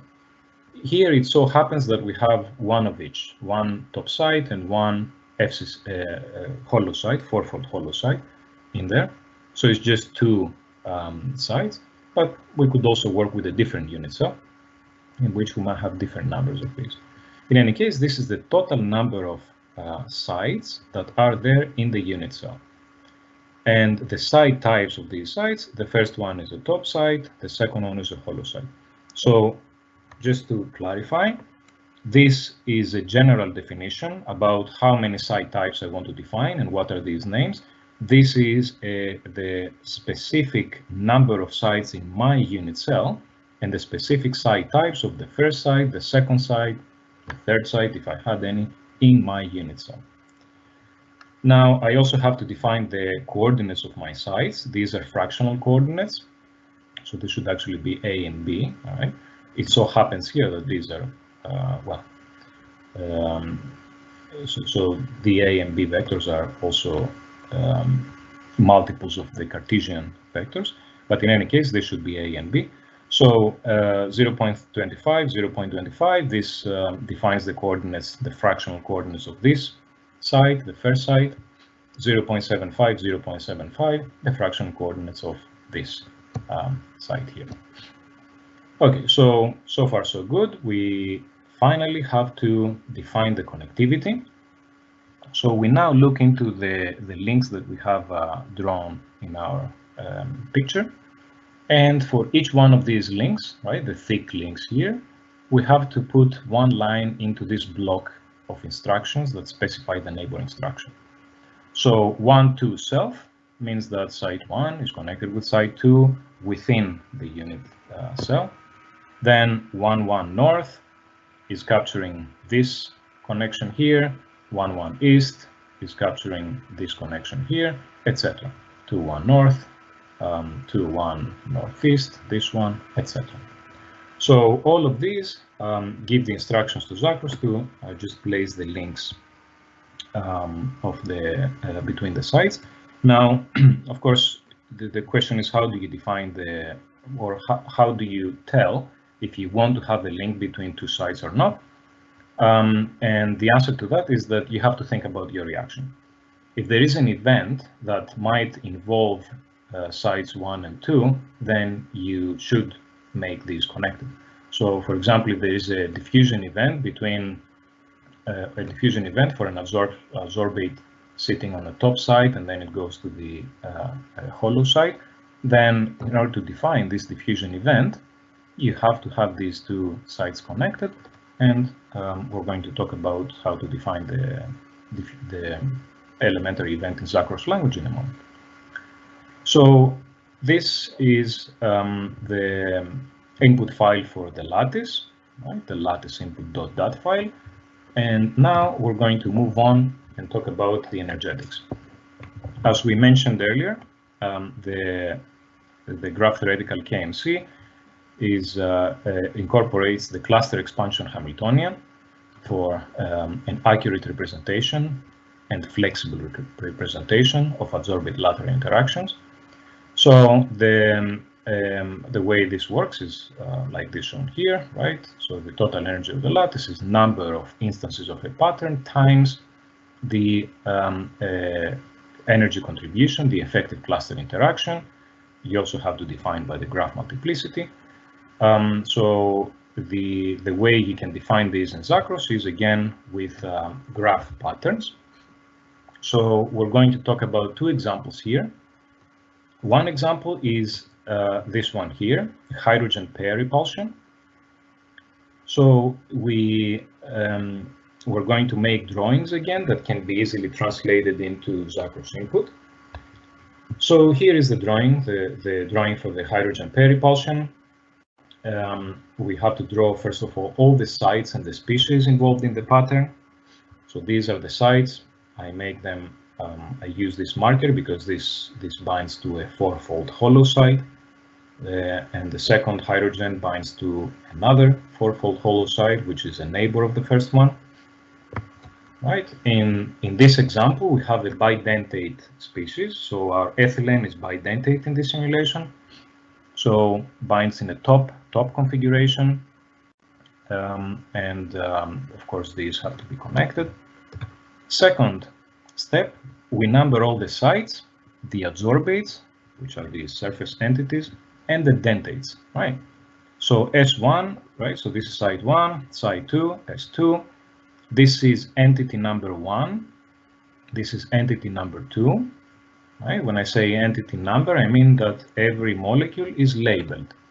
Right? And the label is arbitrary, but it has to go from 1 up to the number of adsorbates. So I could very well have done this as entity number 2 and this as entity number 1, but I could not have entity number 3 because there are only 2 molecules participating in this pattern.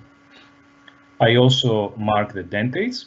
So this is dentate number 1 of entity number 1. This is dentate number 1 for entity number 2. Right. So this number is the entity, and this is the dentate. For monodentate species, it's very easy. You just have always 1 as the dentate number. Here we have dentate number 1. Right. So this is dentate number 1 of entity number 1. This is dentate number 2 of entity number 1. There is only one entity in this pattern. Once we have this this picture, again we can really easily translate this into the file energetics input.dat. So in this file we start defining the cluster expansion terms with the energetics keyword. Then we have blocks of instructions that start with the cluster keyword, finish with the end cluster keyword.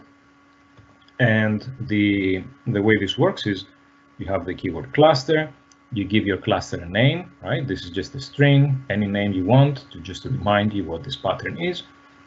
How many sites are participating to the to this energetics pattern? Just 2 sites here. If you have more than one site, you also have to define the neighboring. If I had only an one site pattern, I wouldn't have to have this line neighboring. So it's only for 2 or more sites. So in this case, it's very easy. right? We have two sides, they have to be connected. So site 1 has to be connected to site 2. This is what this means. And then we have to define the lattice state. So in the lattice, the lattice state keyword is followed by lines of instructions, however many as the number of sites that we have. So the first line corresponds to the first site, the second line to the second site, etc. So let's look at the first line, which corresponds to this side of this pattern. The first number here is the entity number. So this was hydrogen entity number 1. So we have 1 here. What is this entity? What's the species? Hydrogen, absorb hydrogen, right? So H star. What is the dentate? Well, it's a monodentate, so entity number 1. The second line corresponds to the second site. So the second site is covered by entity number 2. So we have this 2 here. It's a hydrogen bound to that site with dentate number 1. So all fine. So this completes the definition of the lattice state. Then we have to define site types. So these would be, for both of them, hollow sites, fourfold hollow. If you don't define sign types, that's fine, but then Chakras will detect the pattern for any site type, right? So if I didn't have this line for site types, then even if the sites, the candidate sites were top sites, the pattern would be detected. And this is not what I want. I want this lateral interaction to be counted only when these sites are hollow, right? So that's why I define the site types. Graph multiplicity equal to 2. Why? Because this is a symmetric pattern, right? So Chakras can easily, when it tries to map this pattern on the lattice, and let's say that there is a pair of sites, 31 and 32, which are occupied by hydrogens, then site 1 of the pattern can be mapped into site 31 of the lattice, and site 2 of the pattern can be mapped into site 32 of the lattice. But we can also do site 1 of the lattice mapped to site 32, site 1 of the pattern mapped into lattice site 32, and site 2 of the pattern mapped into site 31 of the lattice. So this means that the pattern will be double counted, and that's why we want to correct for this double counting using this graph multiplicity factor. The cluster energy is the effective cluster interaction number that we discussed earlier, the contribution of energy to the adsorbed layer energy. So in this case, it's minus 0.1. So this is an attractive interaction in this specific example. And the end cluster keyword finishes this block of commands that we have here. Second pattern, this cluster, again, we open this set of instructions with the cluster keyword. So the second cluster would be the ethylene top adsorbed configuration. Two sides in the pattern, they have to be neighboring, and then in the lattice state, again, the first line is for the first site, second line for the second site, and the only thing that is changing here, right, both of them are occupied by the same entity. The only thing that changes is the dentate number. Site 2 is covered by dentate 2 of entity 1, which is the ethylene adsorbed species. Site types, I want this pattern to be detected only when we have top sites, and graph multiplicity is equal to 1. There's no symmetry here because the dentates are different, and the cluster energy is minus 0.607, which was the formation energy of this species as a bidentate species on the lattice. So then after we write all of these cluster patterns, presumably we have more than that, more than just 2 in our chemistry. And we end the input file with the end energetics keyword. Finally, we have to define the reaction mechanism. Right? So this is the last of the 4 mandatory input files for Chakras. So I'm showing just one of the 2 ethylene hydrogenation steps that involves the adsorbed ethylene plus 1 hydrogen.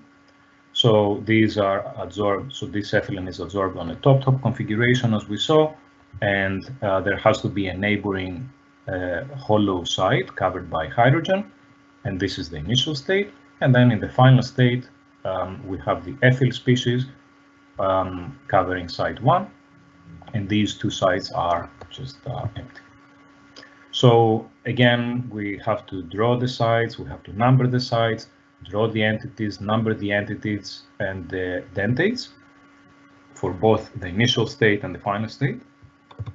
And once we are done with this, we can write the mechanism input file. So here I'm just showing one step. It is a reversible step. So we start this block of instructions with the reversible step keyword. You can also define irreversible steps using the keyword step, just step. But if you have to be careful when you have chemistries with steps, irreversible, because then you might be violating microscopic reversibility. In reality, in the microscopic world, everything is reversible. So even if there's a very strongly exothermic reaction, there is always the non-zero probability that you will see the reverse event. Of course, the probability may be astronomically small. However, this probability may increase if you have lateral interactions and stuff like that. So it's always advisable to use reversible steps in your chemistries. Right, so reversible step, we give it a name. We have 3 sites. We specify the neighboring. So the first site is a neighbor of the second one. The second one neighbors with the third one.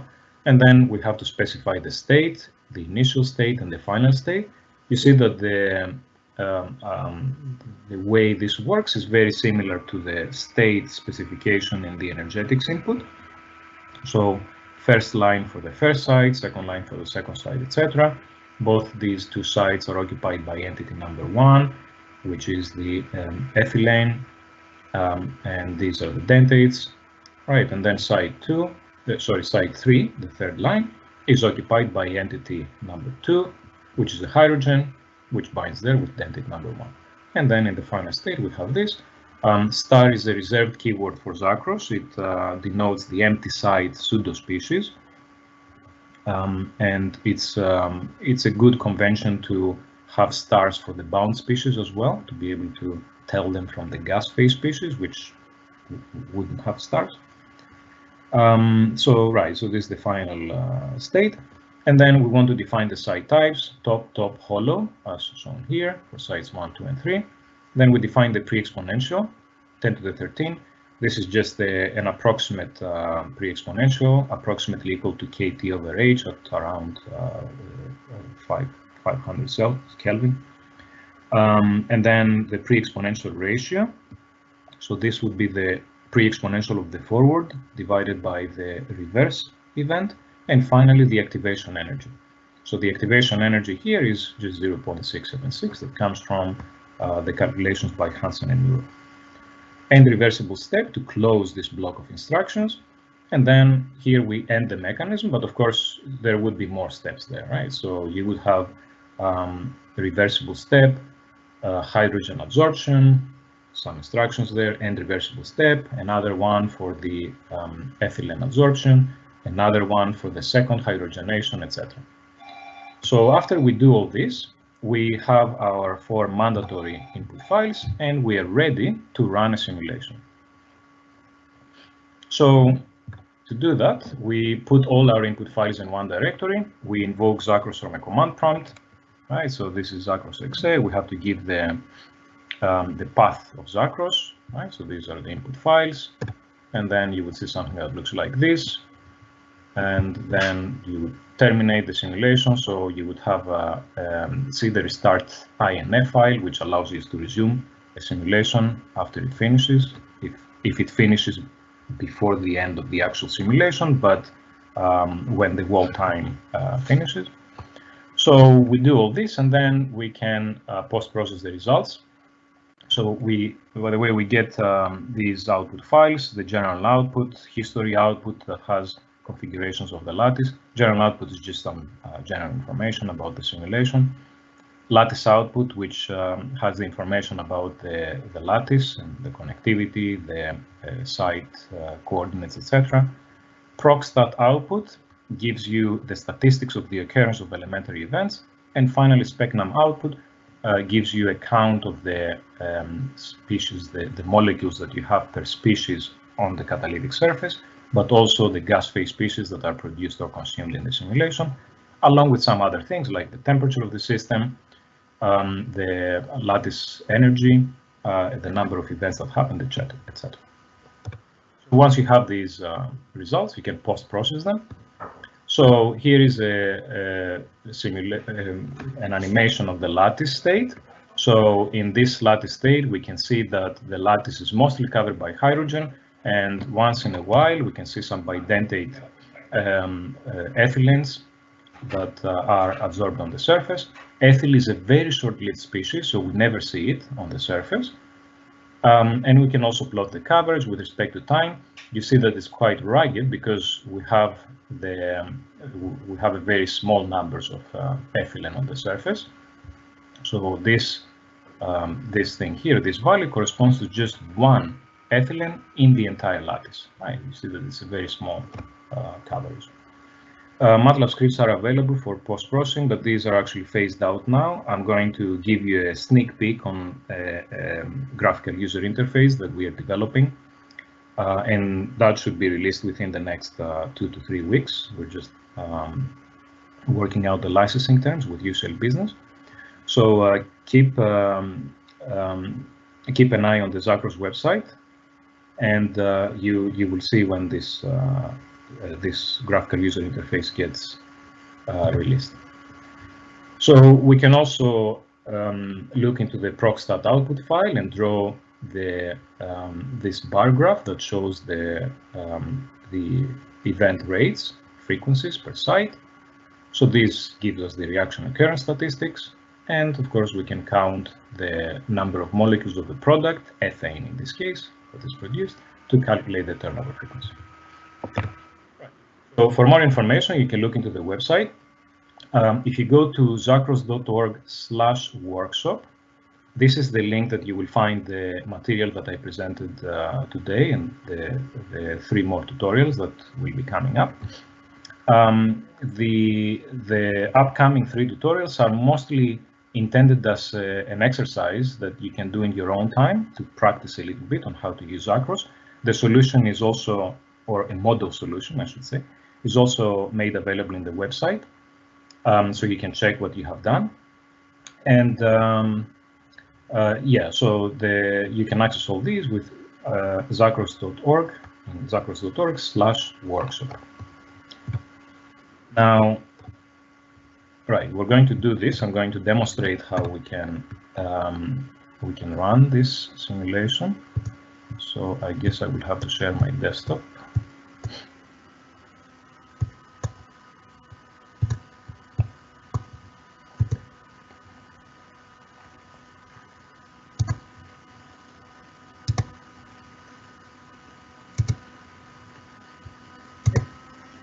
Okay, so you should hopefully be able to see what I see on my desktop. Yes. Okay, great. So here are the files that I downloaded from Chakras, right? So just quickly, this is the website, right? So workshop, like this, and you can get the lecture slides, the tutorials, etc. from here. If you want to get the software, you have to go here, and you have to follow the instructions. Right, so once you register and request a license, you're going to get a file that looks like this, right? Chakras_2.0, the last version, .zip. So I'm going to unzip it.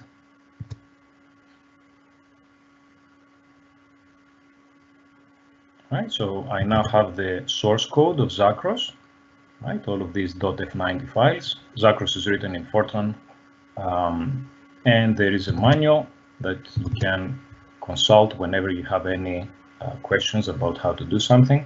It's quite elaborate, so it gives you all the information about the keywords, how to use them, it has some examples, etc. So I'm now going to demonstrate how we can compile Chakras and run a test simulation. So in my system, I have this MSys2, which is kind of like Linux in Windows. So basically, this is just an environment that emulates Linux commands. So I can just go to, I want to go to this directory here, right? So where I had the source code. cdc users Mikhail desktop and then Chakras tutorials and then Chakras 2.0. Right, so as I said, this is Linux, so ls gives me a list of the files that I have in the directory, so I can see the files here. Now I have to, as we said, create a new directory, mkdir build. So I have now created a new directory. I can actually see it on Explorer. So I go into this directory, and now I have to run the cmake command. So to compile Chakras, you need two things. You need cmake and a compiler, right? The Fortran compiler. So I have cmake in my system installed. So just to verify, so this is cmake version 3.17, etc. I also have gfortran.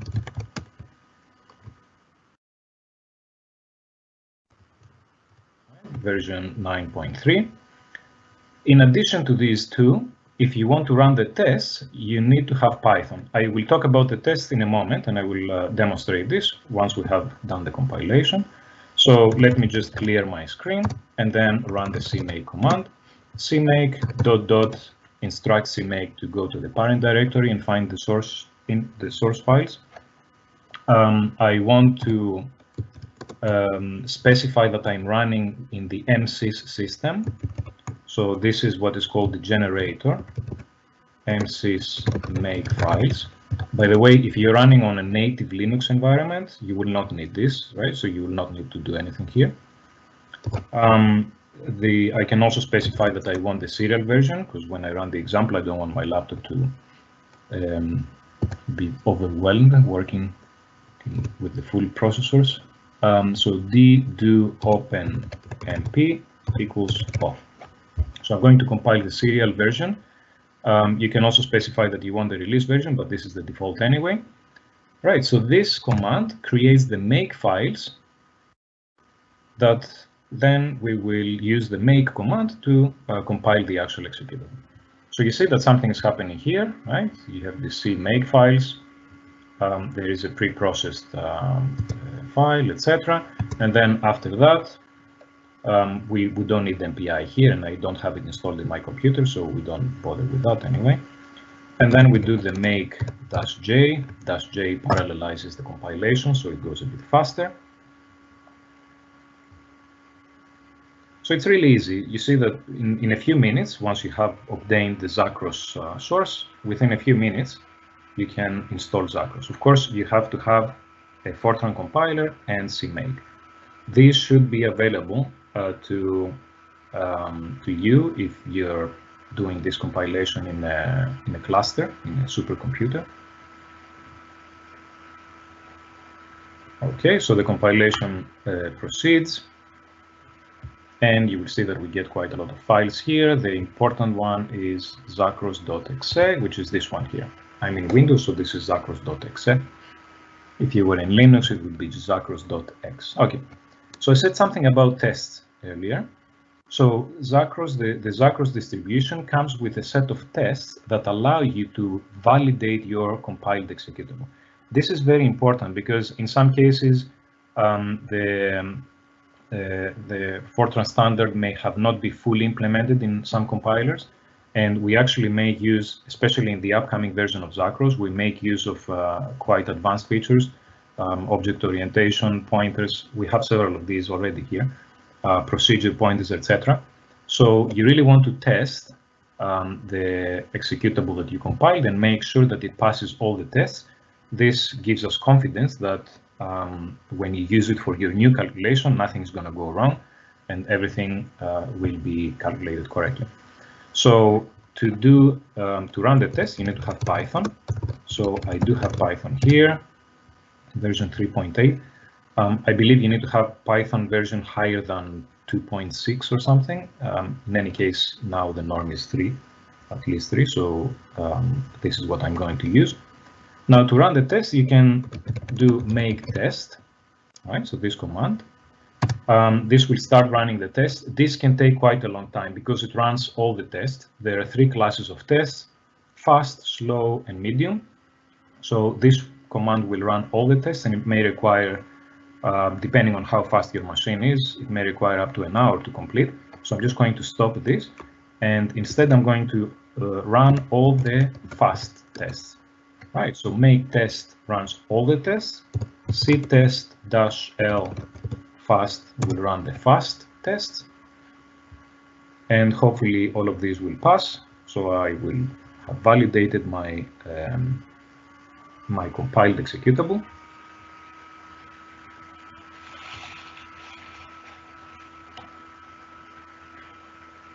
Okay, so everything is fine. 0 test failed, everything passed, perfect. So now I'm ready to start using my Zacros XR for calculations. So I have already downloaded the input files of tutorial 1. This is the ethylene hydrogenation example that we talked about, and you can download them from the website. So I'm going to unzip them. Right, so these are my 4 input files.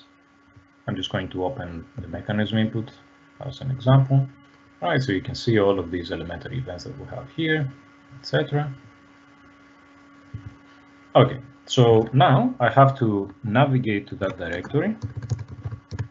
So this is the tutorial input files. So now it has only the input files, but when we are done, it's going to have the output files as well. I'm going to clear my screen, and then I will invoke the Zacros executable from where we compiled it. So this was right. So this was under Zacros 2.0 build Zacros.exe. If you're running this on the cluster, you have to specify this path, right? The path where Zacros resides into your submission script. We get this message no threads. This means that we're running the serial version of Zacros. Right, this is not an error. I had the user at some point telling me that he got an error when they were running Zacros, and this was just a no threads message. So if you were to compile the OpenMP version, you would have with threads, and then it would give you the number of threads. In my laptop, it would be like 4 threads. Okay, so we got our results, we got our restart INF file and everything, and then we can start the post-processing.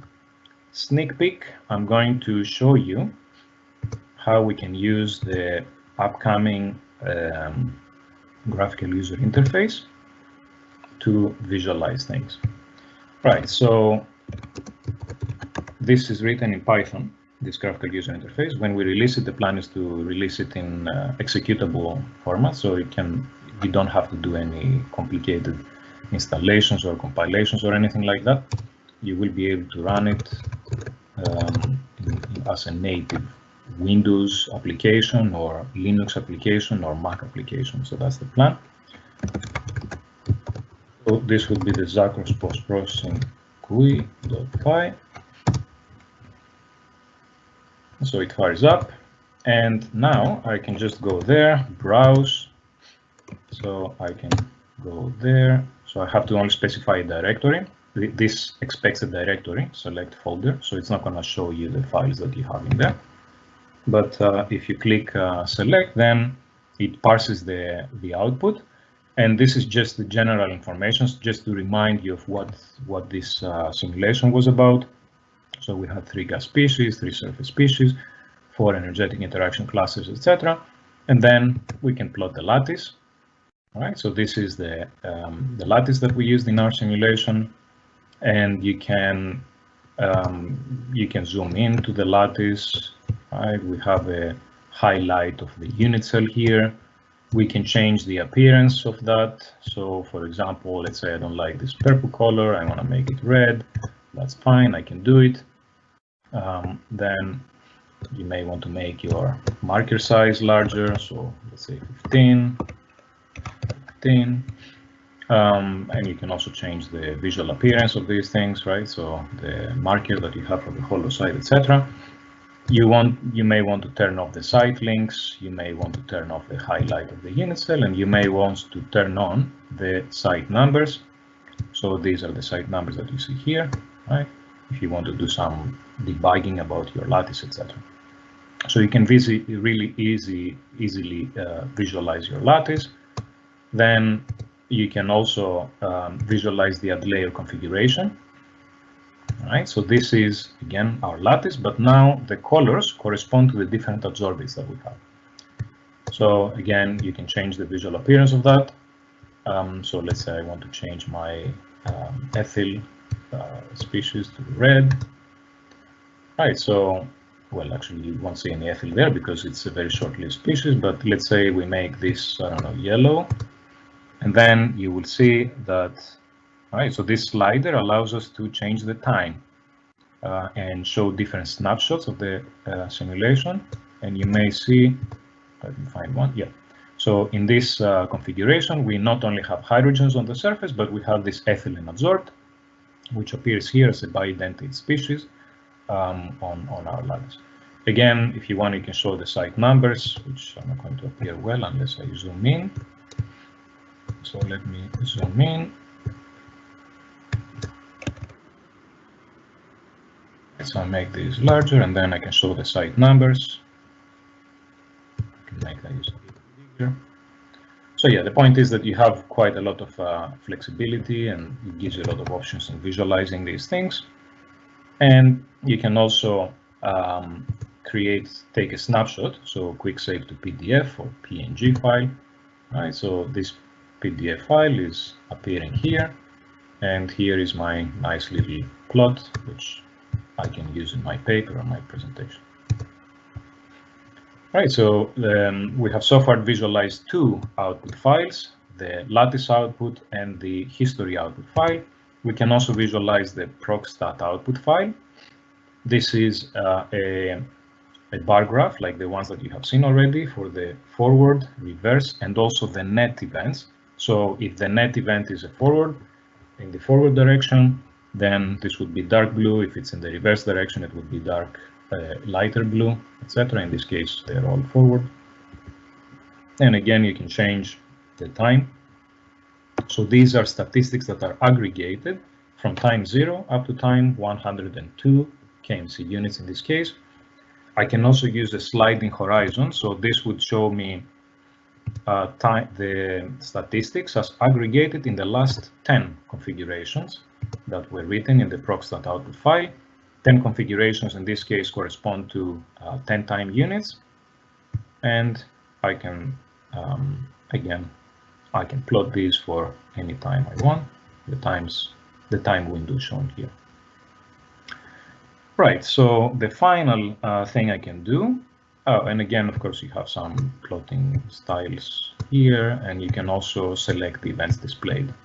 So if you want to not plot hydrogen absorption, you can do these things, etc.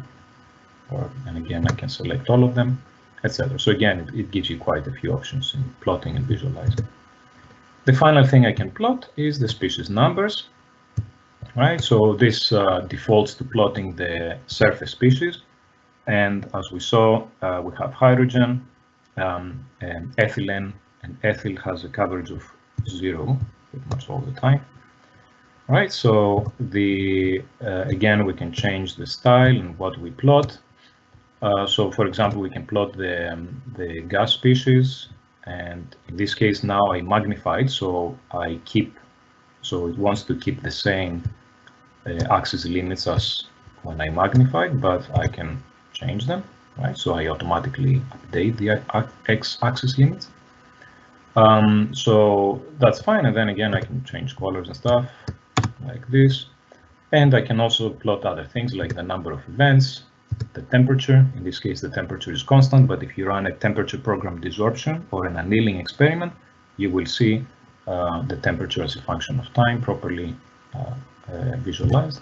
And I can also plot the energy of the lattice, right? That's shown here. So this is the energy only of adsorbed species on the lattice, the adsorbate layer. All right, so this was just a sneak peek. As I said, this will be made available pretty soon, so keep tuned and you will see it coming up pretty soon. Okay, so now it's 2:30. Let me see what we have on the schedule. Well, actually, it's almost 3:30 in Italian time, 2:30 in London time, as we can see here. So let's let's see if there are any questions, and then we can take a break at 3:30. The break in 10 minutes. Yeah, or do you want to take the break now? No, from now we have 10 minutes, 3:30. Yes, okay, fine. So if there are any questions, then we can allocate these 10 minutes in answering some of these and then come back at 3:45 to continue with the other tutorials and the final part, the final lecture of this part. As you prefer, Michael. So there are some questions in Q&A that you can see in Teams. Yep. So you can use these 10 minutes if you want us to reply by voice, by reading the question, because the people cannot read the question. Yes, let's do that. Okay. Can you see the questions? Let me see. These would be in the Q&A, right? Yes. Yes, I see the Q&A. Okay. Where is Kmc more applicable than microkinetic model, or vice versa? Or under what assumption criteria can one use MKM versus Kmc? Yes. So yeah, this is certainly a valid concern, right? If I'm going to pay in terms of the computational expense, why should I use kinetic Monte Carlo and not microkinetic modeling? So the answer is it depends. If you only care about a rough idea of how the kinetics would look like, then, and also if you think that there are no complicated effects like lateral interaction effects, for example, that may have a marked influence, a significant influence on your kinetics. If we don't have any such complexities, then fine. Microkinetic modeling is the way to go. It's going to be cheaper and simpler than kinetic Monte Carlo. However, there are certain cases in which you may have, let's say, competitions of absorption in different site types. You may have lateral interaction effects that have to be taken into account in detail so that you model ordering of the adsorbate layer. You may want to model the effect of lateral interactions on the activation energies. In these cases, you have to use kinetic Monte Carlo. And in the last lecture of this session today, I will show you one system, CO oxidation, which you might think, what is simpler than that, right? But there have been some experimental observations that were quite puzzling, and using detailed kinetic Monte Carlo, we were able to understand what was going on and why we were getting these orders, the kinetic orders, and we wouldn't be able to do these simulations and understand these things with microkinetic models. Another question, I guess n equals 1 gives you the trivial solution of a mean field microkinetic model. Can n equal 2/3 be solved directly from the master equation?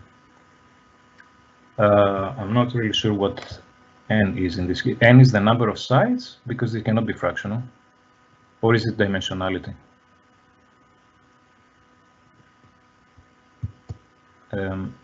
Maybe the person who asked the question can clarify.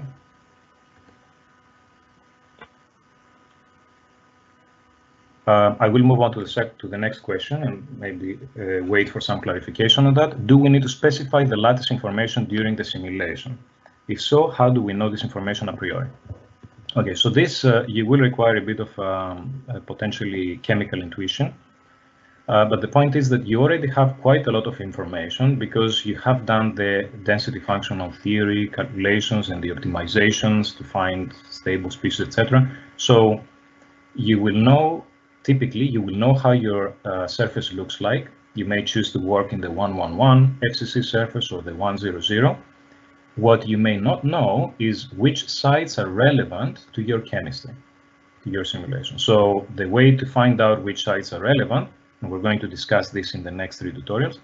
The way to do this is to look into your into your DFT results, see which sites the species bind to more strongly, and then you want to choose these sites to be represented in your lattice. And then in terms of the connectivity, if there is an event like absorption, desorption, dissociative absorption, desorption, or reaction between 2 sites, then these will have to be connected. Therefore, you have information about the connectivity. So everything that you put in the KMC is really information that comes from the smaller scale simulation, density functional theory typically. How do we choose the total time scale for the KMC simulations? This is actually tricky because a priori you cannot know. So my approach is to always run simulations in chunks. So I would always have a very large time, like the 10 to the 50 that you saw earlier, which is perhaps too large. And then specify a wall time of, let's say, 2 hours, right? I can afford to run the simulation for 2 hours, then I visualize my results. I see, have I reached the stationary regime? Stationary means that your coverages would fluctuate around a constant level. Is this good enough in terms of being able to estimate my my activity? What do I mean by that? If you make the plot that we showed earlier, the number of molecules per time per site, then if you have a few thousands of molecules, this allows you to have a pretty good and accurate estimate of the activity. So then the criterion would be, in these 2 hours of chunk of simulation, have I reached, have I seen, let's say, 5,000 molecules produced from my product? Yes, fine, I'm happy with the estimate of the turnover frequency. I don't have to simulate more. Or no, I only saw 20, so I want to simulate for more time in order to reach a higher number of these. So it's a bit of a trial and error. That's the short answer to that. I did not get what entity means. When I say entity, I mean either a molecule that is absorbed on the surface or a pseudo, well, an empty site, pseudo entity. So an entity can either be an empty site or an absorbed on the surface. How do we give the site information to the model? Yeah, so the site information is into the lattice input file, goes into the lattice input file, the way we discussed. If you have any further questions, I'm happy to respond. Let me see. Yeah.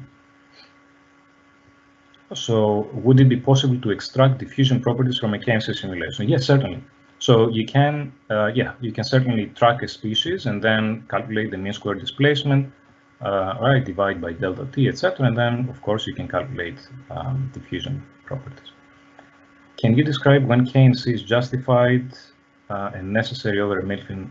Yes. So that was, again, the question that we discussed earlier. It depends on how complicated the system is. Hopefully, this question will be better answered with the example, the case studies that I would show in the last presentation. So if you have any more questions, I'm happy to elaborate. But wait until the last question, which has some nice examples which go beyond the mean field description, and it's necessary to go beyond that. Can Chakras be linked with the reactor model? So the question is yes, this can be done. With Professor Maestri, we're actually working in the context of a European project, REACTS-Pro, and we are working towards linking kinetic Monte Carlo simulations with reactor model simulations, etc. And this can be done in a series. I mean, in a way that you link the models. So you can pre-compute something and then have a surrogate model that you put into the reactor, or you can do it in a more interactive way, really coupling. But yes, this is work in progress. What is the random seed definition and what is its function to Chakras?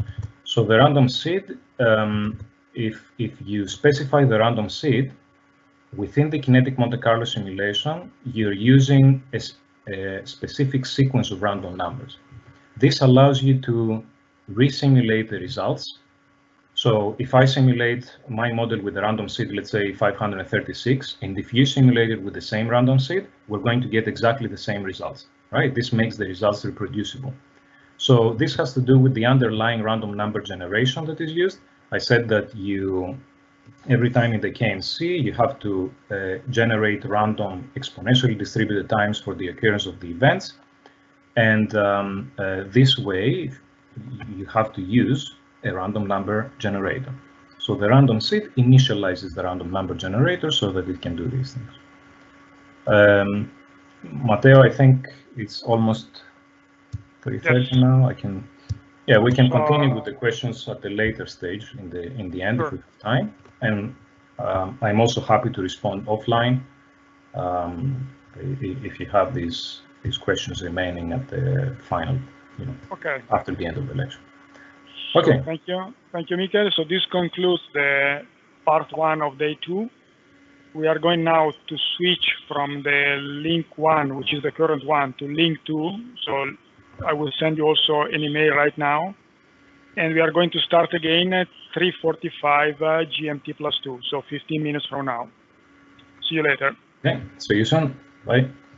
Hello again, and thanks for sticking together with us for the second part of the workshop. So we're here. We're going to now cover the next 3 tutorials. As I mentioned earlier, these are mostly intended as exercises that you can do in your own time. So there is some content that gives you the information you need to know. And then there is an activity in the end of each one of the tutorials. Note that these 3 are on a different system than ethylene hydrogenation. They're actually on CO oxidation on platinum 100. So we're going to talk about these, and then in the final part, so hopefully it's going to take us about half an hour or less, and in the final part we will discuss some use cases in which kinetic Monte Carlo has been necessary to elucidate some complex features of the catalytic systems in consideration. So I need to share my screen.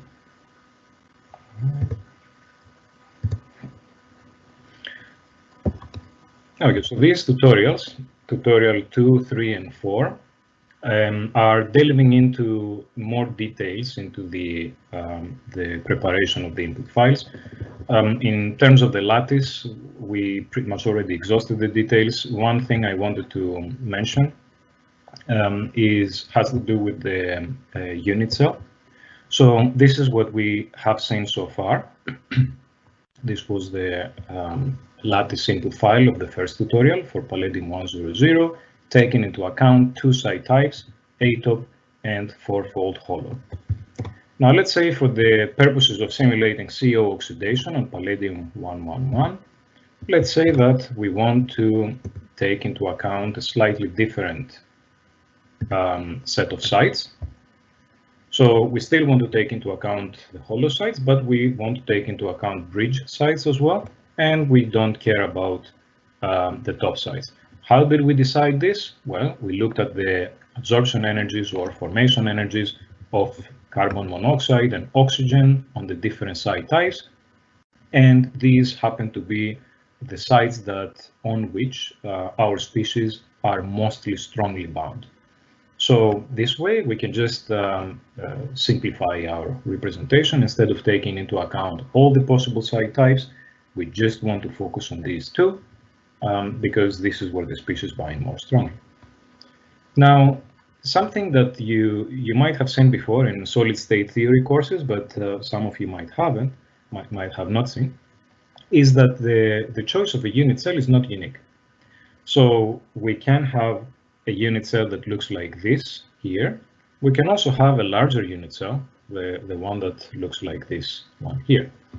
So both unit cells are equivalent. We will end up having a kinetic Monte Carlo, well, 2 kinetic Monte Carlo simulations whose results would be statistically equivalent. There is also no difference in terms of the computational expense, provided that we have the same number of sites. The only difference is that this unit cell has twice the number of sites than this unit cell. All right, so I would encourage you to try to create lattice input files with this as your unit cell versus with this as your unit cell, and try to simulate the CO oxidation using the other input files that we're going to discuss in a moment. This is the activity. You can download the files from the website, the Chakras.org website.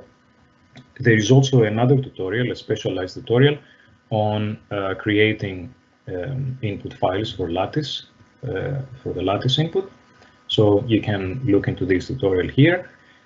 In general, the Chakras website contains quite a few tutorials in addition to the material that I'm showing today, which take you through the details of what is entering these input files, what kind of information we need to set up a simulation, etc. So in order to verify that your lattice input is correct, you will also have to have a very simple simulation input file. Otherwise, Chakras is going to complain that there is no simulation input file, and it's not going to go ahead and process lattice input as well. So you have to have simulation input and lattice input.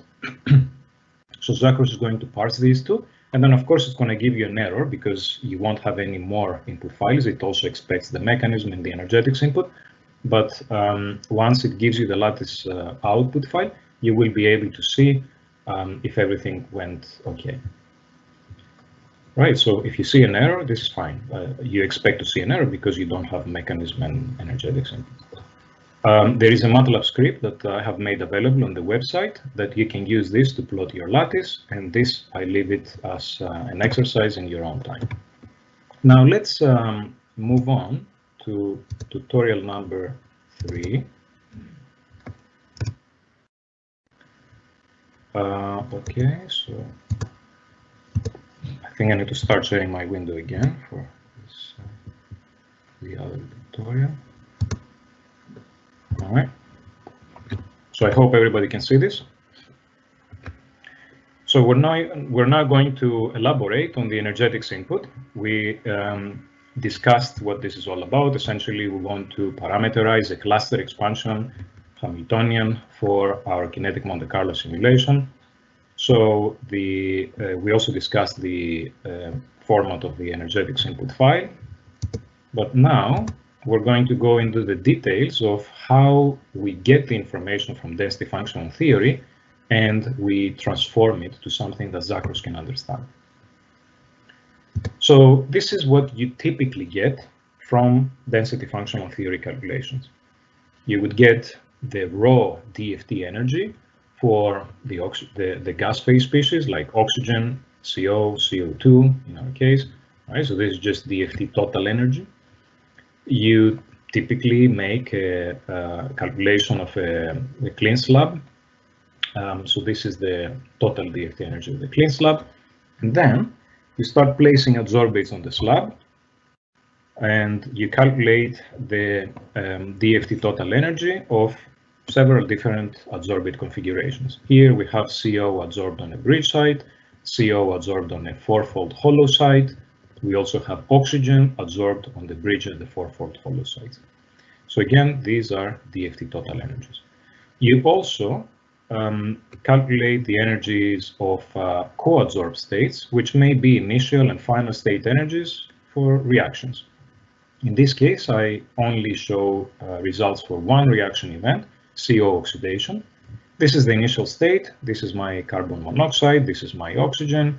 This is the transition state, which I found using dimer, for example, or nudged elastic band. And this is the final state, which is really CO2 loosely adsorbed under the influence of van der Waals interactions on the platinum 100 surface. Then these are the DFT total energies of all of these species. So we need to convert these energies to something that Chakras can understand, and Chakras understands formation energies. So in order to calculate the formation energies, the first thing we need to do is to choose some reference states. Now, we can choose reference states as we wish, but what is going to be common among different reference state choices is that we need as many species in our reference set as the number of elements that we have in our chemistry. In our chemistry, we have, of course, platinum, which is our catalyst, and the elements of the reactive species, right? So the carbon and the oxygen here. So we need 2 + 1, right, molecules in our reference set. Which are these molecules going to be? This can be arbitrary. You can use the thermodynamic reference set, which would have carbon as I believe as graphite would be the common convention, and O2 as the reference species, and you can have platinum as a monoatomic species. That would probably be a bit awkward as a reference set. We would get some numbers that are a bit odd. Still correct. There's no truth to one reference set versus another.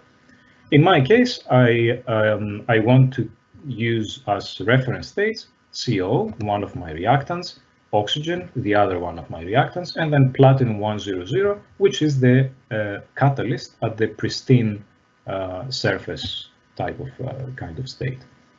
Right. So 3 elements in the chemistry, 3 species in my reference set, and now I can calculate the formation energies according to the equations that I will show here. So let's first talk about gas phase species. Well, the formation energy of CO is going to be 0. We know that because it's a reference state. Formally, the formation energy of CO is the DFT energy of that species minus the DFT energy of a reference state, right? So the reference state here is CO. Essentially, the formation energy is really the energy that you need to put into the system, or the energy that you gain is released out of the system when you rearrange the atoms of the reference state species into the molecule that you want. So let's now look into the CO2, which is a non-trivial case. So the formation energy of CO2 is equal to the DFT energy of that species minus, now I'm thinking, how can I make CO2? I need CO, right? How can I make CO2 from the reference state species? I need CO plus 1/2 oxygen. I need to combine them, and then I make CO2. So that's exactly what I have here. So the formation energy is the DFT energy of CO2 minus the DFT energy of CO minus 1/2 of the DFT energy of oxygen. So if I use the numbers that I showed a moment ago, I will find that my formation energy of CO2 is minus 3.22 electron volts. For adsorbed states, I will have to include the surface energy of the catalyst where these adsorbates bind. So the formation energy of CO on the bridge side is going to be equal to the DFT energy of, right, the DFT total energy of CO on the bridge side minus, and again I'm thinking, how can I make this configuration from the reference state species? Well, I need a platinum pristine surface and I need the CO in the gas phase. So minus DFT energy of platinum 100 minus DFT energy of CO. And again, you find this formation energy of CO. And the final example, CO2 bound with van der Waals. What is the formation energy of that? The DFT energy of that minus the DFT energy of platinum minus the DFT energy of CO minus 1/2 the DFT total energy of oxygen. Right, so all of these formation energies, of course, you have to calculate more than what I just showed here. You have to do this for every species. And these are the formation energies that go into the energetics input file and the general input file when it comes to the gas species. Next step is to calculate the interaction energies, which are also going into the energetics input file, and the activation energies that go into the mechanism input file. How do we calculate the interaction energies? I will discuss the case of pairwise lateral interactions. This is quite simple. So the interaction energy between CO and oxygen in a co-adsorbed configuration is equal to the formation energy of that co-adsorbed state minus the formation energy of CO minus the formation energy of oxygen.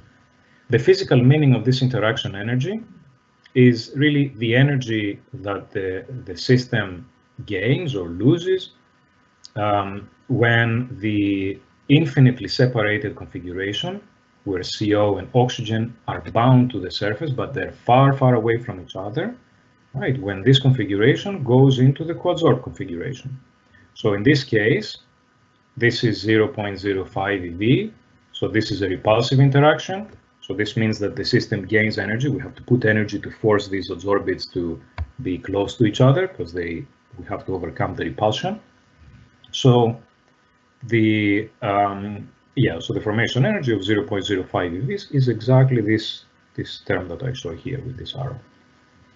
Finally, this co-adsorbed state may give rise to CO2 via a reaction event.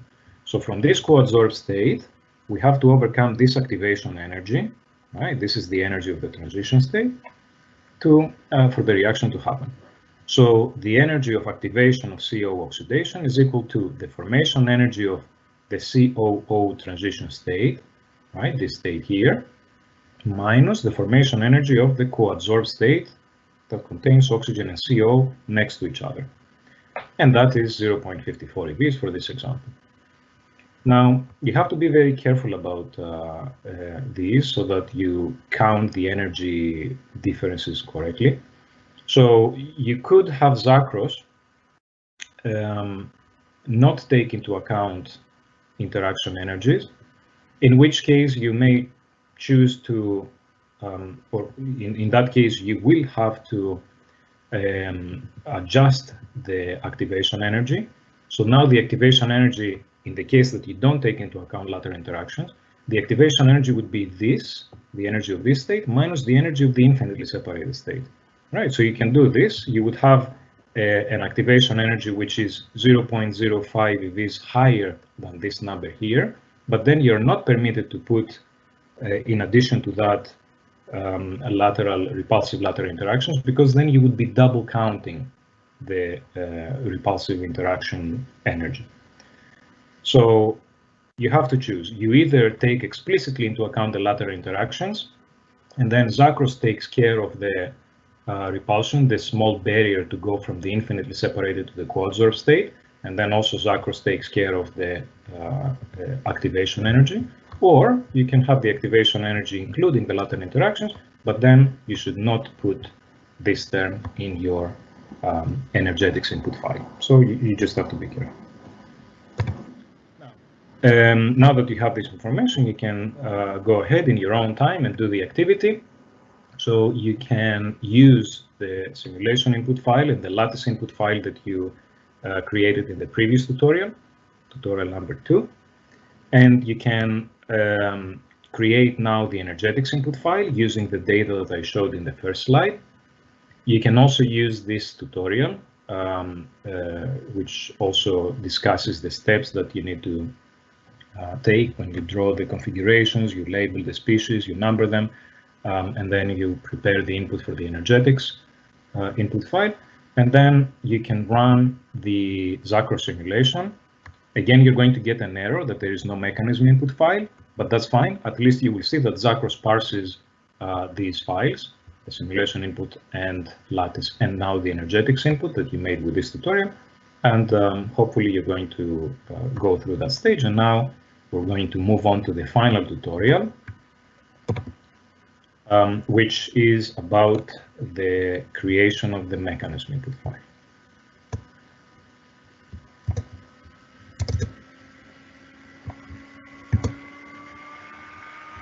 All right, so I'll show this.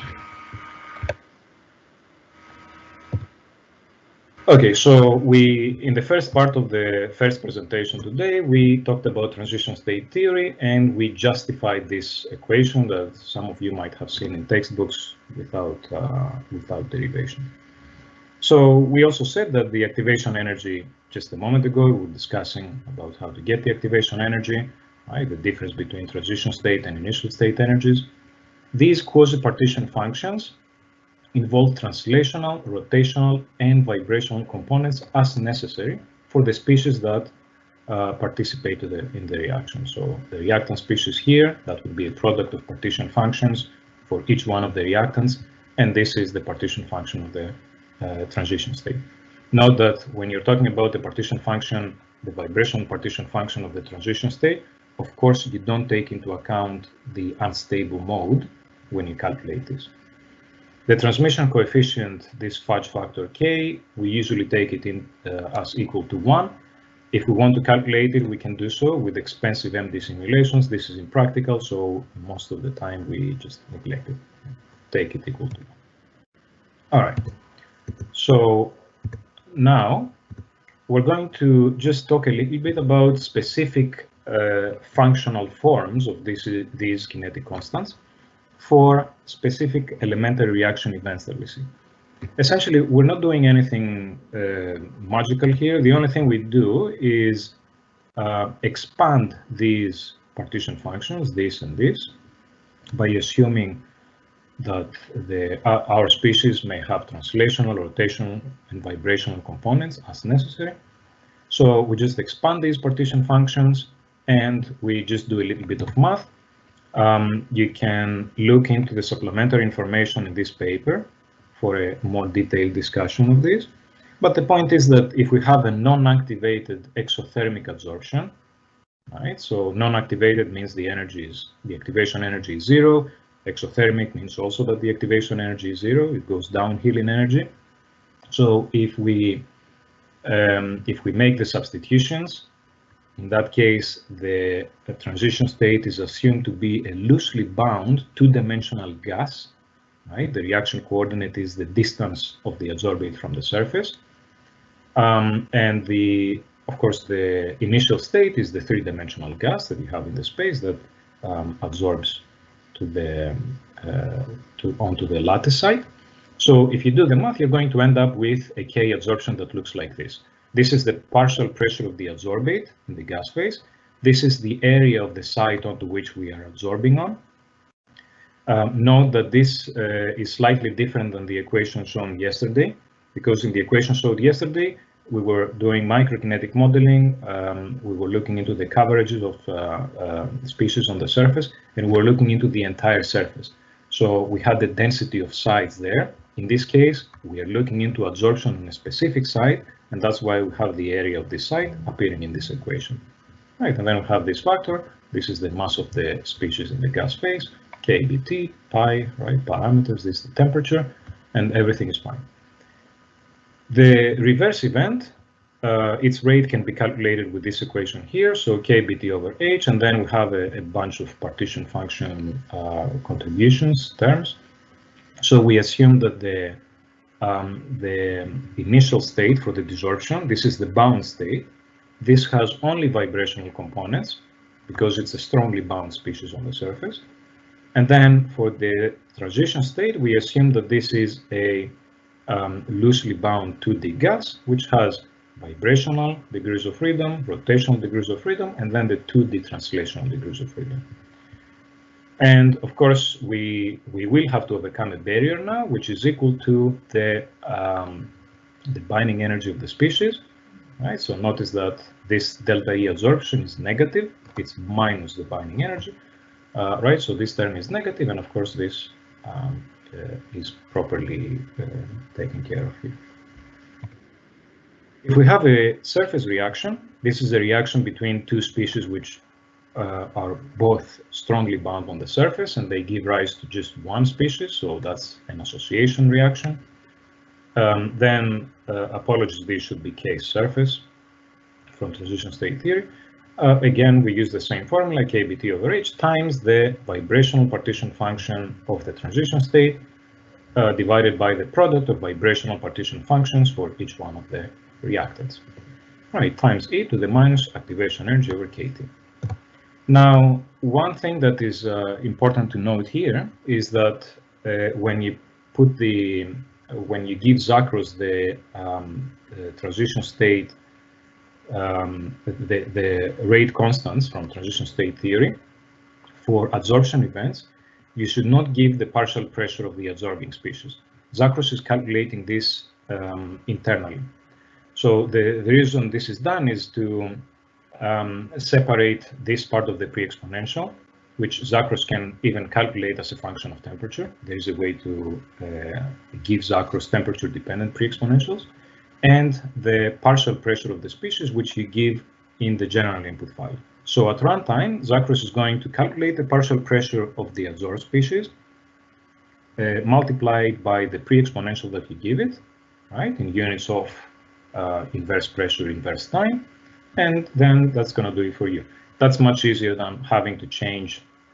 Every time you change the pressure, you would have to change the pre-exponentials of several events, right? So you don't want to do that. That's why we have this parameterization. So in Chakras, the pre-exponential for adsorption would be just this part of the equation. If you have more than one sides being covered by your absorbate, then you typically would sum the areas of the sides involved. So this is just a good approximation for the area of the sides, the many sides that might be involved. An example would be dissociative absorption of oxygen or hydrogen, etc. Now, some details about the vibrational partition functions. Actually, so for each one of the partition functions, let's start with the 2D translational partition function. I just showed this this variable earlier, but I didn't give you any expression that calculates this. Here is the expression. So this is the mass of the absorbed, the species that is about to absorb, the Planck constant, kBt, and the area of the side. What about the rotational partition functions? For a linear molecule, you have this, the temperature divided by the symmetry number, divided by the rotational temperature, and this is calculated like this. This is now the reduced Planck constant, and this is the moment of inertia of the species. You can find more complicated expressions for nonlinear molecules, in which case well, you can find these in statistical mechanics textbooks. And if you have a kind of random molecule which doesn't have symmetry, you would have to put to take into account the 3 moments of inertia and use the appropriate equation. And finally, we're going to talk about the vibrational partition function. So this is the expression of the vibrational partition function that includes the 0-point energy correction. So when you do your DFT calculation, by the way, going back to these two, you realize that if you know the mass of the molecule, then it's easy to calculate this. If you know the geometry of the molecule, you can calculate the moments of inertia, and you can also use the code that Professor Vlachos showed yesterday to do these calculations. Now, for the vibrational partition function, you need to have the frequencies of each vibrational mode of your molecule. So these VJs would be vibrational frequencies that come from your density functional theory code. The code basically perturbs your the position of your atoms in your species and calculates these frequencies. So then if you want to calculate the vibration partition function, you have to just multiply the partition functions for each one of the vibrational modes. Right, so this is what this product is here. Now, I said that this includes the 0-point energy correction. So you have to be a bit careful about this, because in other textbooks, in some textbooks, you might see an expression that this term is not there. You might see expressions that look like 1 over 1 minus e to the minus all of this thing.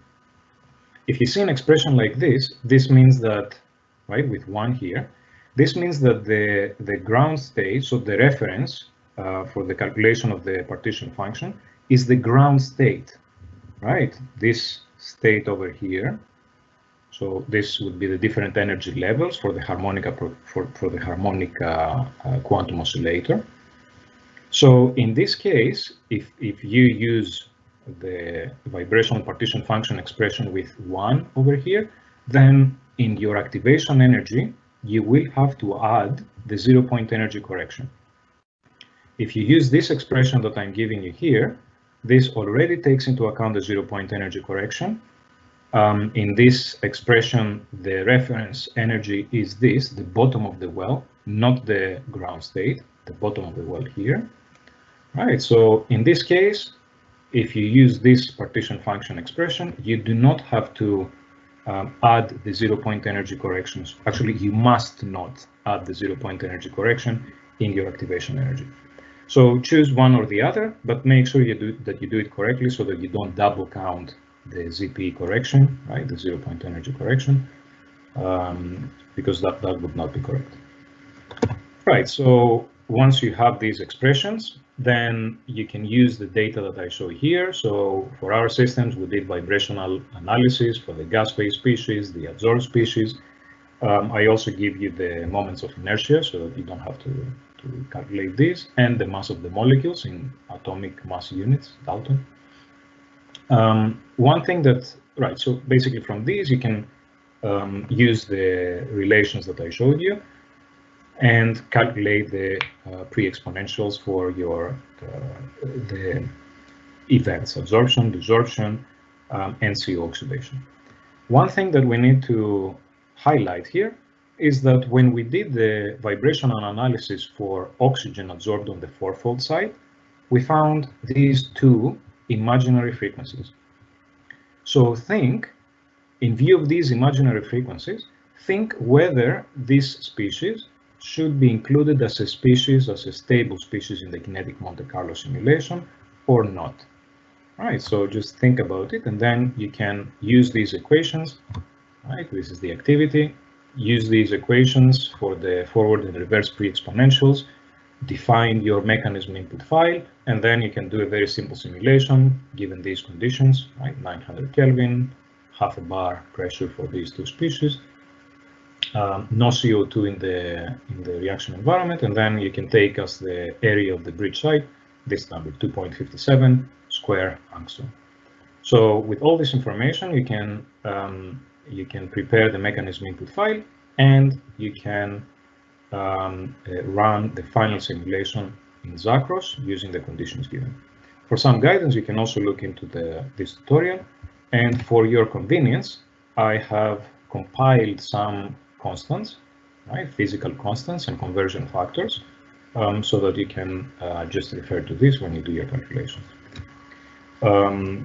Yeah, one thing here, when you want to convert wave numbers, so usually when you do the vibrational analysis, you get results in wave numbers. You can convert these to frequencies by multiplying by the speed of light, see, which is shown here. Right, so I hope this will be a nice activity to pass some free time and play around with Chakras. As mentioned earlier, you have to download Chakras, so you have to create an account in zip, and then you will get the license and get the zip file that has the source files. Right, so this now brings me to the final part, which is the lecture on the use cases. So this will hopefully showcase some examples in which kinetic Monte Carlo is important in elucidating some fundamental aspects of the of complicated chemistries. So, all right, hopefully this works. Okay. So before we start discussing the actual systems, I just wanted to give you a bit of an overview of the research activities that are ongoing in my lab. So in my lab, we work towards fundamental understanding of reactivity trends and prediction of the catalytic performance of novel materials. So this is just an assortment of some papers that we published. Some of them made the cover. The thing is that we have two, in my lab, there are two types of activities encompassing, on the one hand, method and software development, on the other hand, applications. So as you have seen, the development of kinetic Monte Carlo approaches and software is quite a large part of our efforts. So we have developed the Chakras Kinetic Monte Carlo package. This was released back in 2013. It now has more than 450 users. We keep track because we see the users in UCL, the UCL business website. So it's becoming pretty popular in kinetic Monte Carlo simulation. And now with within the context of the REACTS Pro European project, we are going up the scales, and we are trying to couple kinetic Monte Carlo simulation with reactor level simulation. And of course, we also couple the kinetic Monte Carlo simulation with lower scale methods so that we can easily get information from density functional theory, optimizers that give us stable species, transition state finders, and coarse grain simulation approaches that feed into the kinetic Monte Carlo simulation. In addition to these, we are also developing post-mean field methods, which try to converge to the kinetic Monte Carlo representation. So basically, if you think of microkinetic modeling as one end of the spectrum, really economic simulations, computationally cheap, but not that high accuracy. On the other end of the spectrum, you have kinetic Monte Carlo, which is quite accurate, high fidelity, but it's computationally expensive. The question is there something in between? So we've been developing a hierarchy of approximations that are based on cluster embedding, and this hierarchy converges to the accuracy of the kinetic Monte Carlo, but at a fraction of the computational time. So these are quite nice. They're still in their infancy. So they have been applied to relatively simple systems, but we're working towards advancing them further. On the applications side, we're looking into several reactions, like emissions, reactions that are encountered in emissions control technologies, CO oxidation, NOx reduction, biomass reforming. So we've done research on hydrodeoxygenation, but also CO coupling, methane valorization, so CH activation and CC coupling. And we have worked on materials that include pure metals, alloys. We've done quite a lot of work on highly dilute alloys, single atom alloys, in which the minority component is atomically dispersed on the material. We've also worked on dichalcogenides, molybdenum disulfide, like in a paper that I'm not showing here, and also carbon-based materials. So today I'm going to focus on these two chemistries on pure metals, CO oxidation and CO coupling. And these systems were chosen because they have a certain complex feature, a certain source of complexity, which is quite different between the two. So the CO oxidation, you will tell me, okay, what is simpler than the CO oxidation, right? But things are becoming a bit more intricate when you start looking into the lateral interaction effects for this simple reaction. So we will see that for this titration experiment on palladium 111, the lateral interactions can actually create an observable effect, can have an observable effect on the measured kinetics of this reaction. And we will show that you need some high fidelity kinetic Monte Carlo simulation framework in order to be able to explain these complex effects. The second system is methanol oxidative coupling on gold. The complexity here is not on the material, of course, that's a simple material, but the complexity is on the pathways. Of course, somebody can argue that this is not a simple material because this can have reconstructions. I'm not going to go into that. The point here is that the source of complexity that we're looking into is related to the complicated pathways that we have. We have alternative pathways, and this gives rise to concerns about the selectivity that we want to address. So we need to understand what is going on at the molecular level. Okay, so these are the two systems that we will talk about, and let's start with the first one. Of course, the motivation here is catalysis for emissions control. If you're driving a car, you probably are familiar with catalytic converters that take excess oxygen, CO, nitric oxides, and unburned hydrocarbons and get rid of these nitric oxides here. They get rid of your CO and they give you benign products, right? So CO2, water, nitrogen. Of course, CO2 contributes to global warming, right? So there are some other technologies you can hydrogenate it, make it back into methanol, etc. So a catalytic converter contains palladium, rhodium, and platinum, which are oxidation and reduction catalysts, are shown here. And we're going to focus on palladium in this case. So the motivation of this study was an interesting titration experiment that was done by Nakai et al. Back in 2006 in Japan. So what they did was to take a single crystal of palladium, pristine surface, dose it with oxygen. So they got some nice oxygen layers on the surface, and then expose it to gas CO. So when they expose it to gas CO, of course, CO binds on the catalytic surface. it reacts with oxygen and then gives off CO2 in the gas phase. So then they were able to measure the kinetics and also the adsorbate layer ordering, observe the ordering, while the CO oxidation reaction was taking place. And here are the results. They were doing the experiment at different temperatures. So this is at 320 Kelvin. Initially, when we dose oxygen, we see a 2x2 ad layer, right? It looks like this here. It has this 2x2 symmetry. And it turns out that this is almost unreactive. So in the first phase or first stage of the experiment, the CO is starting to accumulate on the surface. What you can see here is coverage with respect to time. So CO gets accumulated on the surface and squeezes these 2x2 ad layer domains into √3 islands. These guys have a higher coverage of oxygen, 1/3. This is 1/4.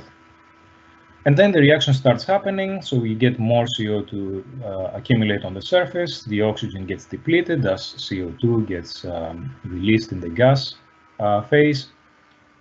So this is what you get at 320 Kelvin. And then if you do the experiment again at 190, you will see again at the initial stages of the experiment, this is just an inset, you have the 2x2 phase, you transiently go through the √3 phase, and then for the longest time of the simulation, you see a phase which has a 2x1 symmetry. Of course, you have the depletion of oxygen and the accumulation of CO. You also see that at these low temperatures, the reaction goes slower, so you have much larger time scales than in the previous experiment. Okay, now from these diagrams, you can calculate numerical derivatives, you can calculate rates of depletion of the species, and therefore you can calculate rates. So if you plot the rates with respect to the coverage of oxygen in a log-log plot, from the slope, you can calculate the orders, the reaction orders. And it turns out that in the high temperature, 320 Kelvin, you get half-order kinetics, whereas in the low temperature regime, you get first-order kinetics. The slope is about 1 here. It was about 1/2 for the high temperature. So the experimentalists attributed this to island formation. The argument is simple and quite intuitive. It's a geometric argument that says that if I have an island, a √3 island, which is attacked by CO in the periphery of that island, the reaction rate that I observe, right, the macroscopic reaction rate, will be proportional to the periphery of this island. And since the periphery of the island, right, the length of the periphery, and since the length of the periphery scales with the square root of the area, that's why we have the half-order kinetics in this case. Whereas here, we don't have any islands, we have a well-mixed ad layer, at least that's what they postulated, and as a matter of fact, everything is well-mixed, the COs find the other oxygens around, and this leads to the reaction happening throughout the ad layer, and therefore we have a slope equal to 1. This is a plausible argument, but there is a bit of an oddity here, in that the half-order reaction is observed at the high temperature, but not at the low temperature. So, if anything, I would expect to have island formation at the low temperature, right? So more persistent islands at the low temperature, not the high temperature. So what I would expect to see is either half-order reaction kinetics in both of these temperatures, right? The existence of islands, or if one of these had half-order reaction kinetics, it should be the case of the lower temperature, not the high temperature. So the question is, why do we get these first-order reaction kinetics here and the half-order reaction kinetics there? So to understand this, we developed the Kinetic Monte Carlo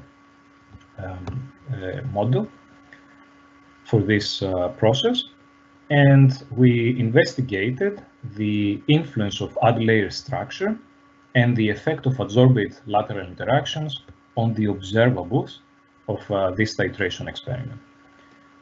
This was done in collaboration with Simone Piccinini in Italy, and we used density functional theory calculations and kinetic Monte Carlo simulations to do that.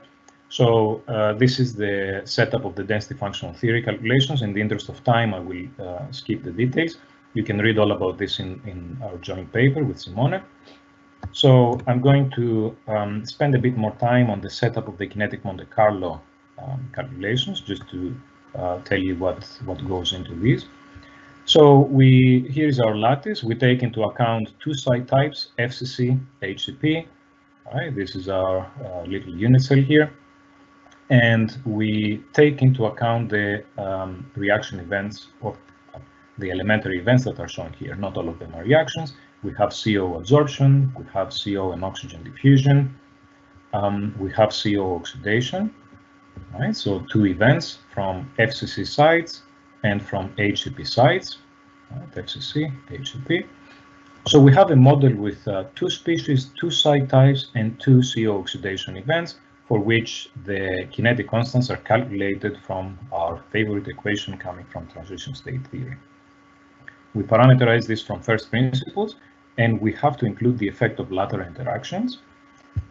And to do that, we do this with the approach that we discussed earlier today, with the cluster expansion Hamiltonian.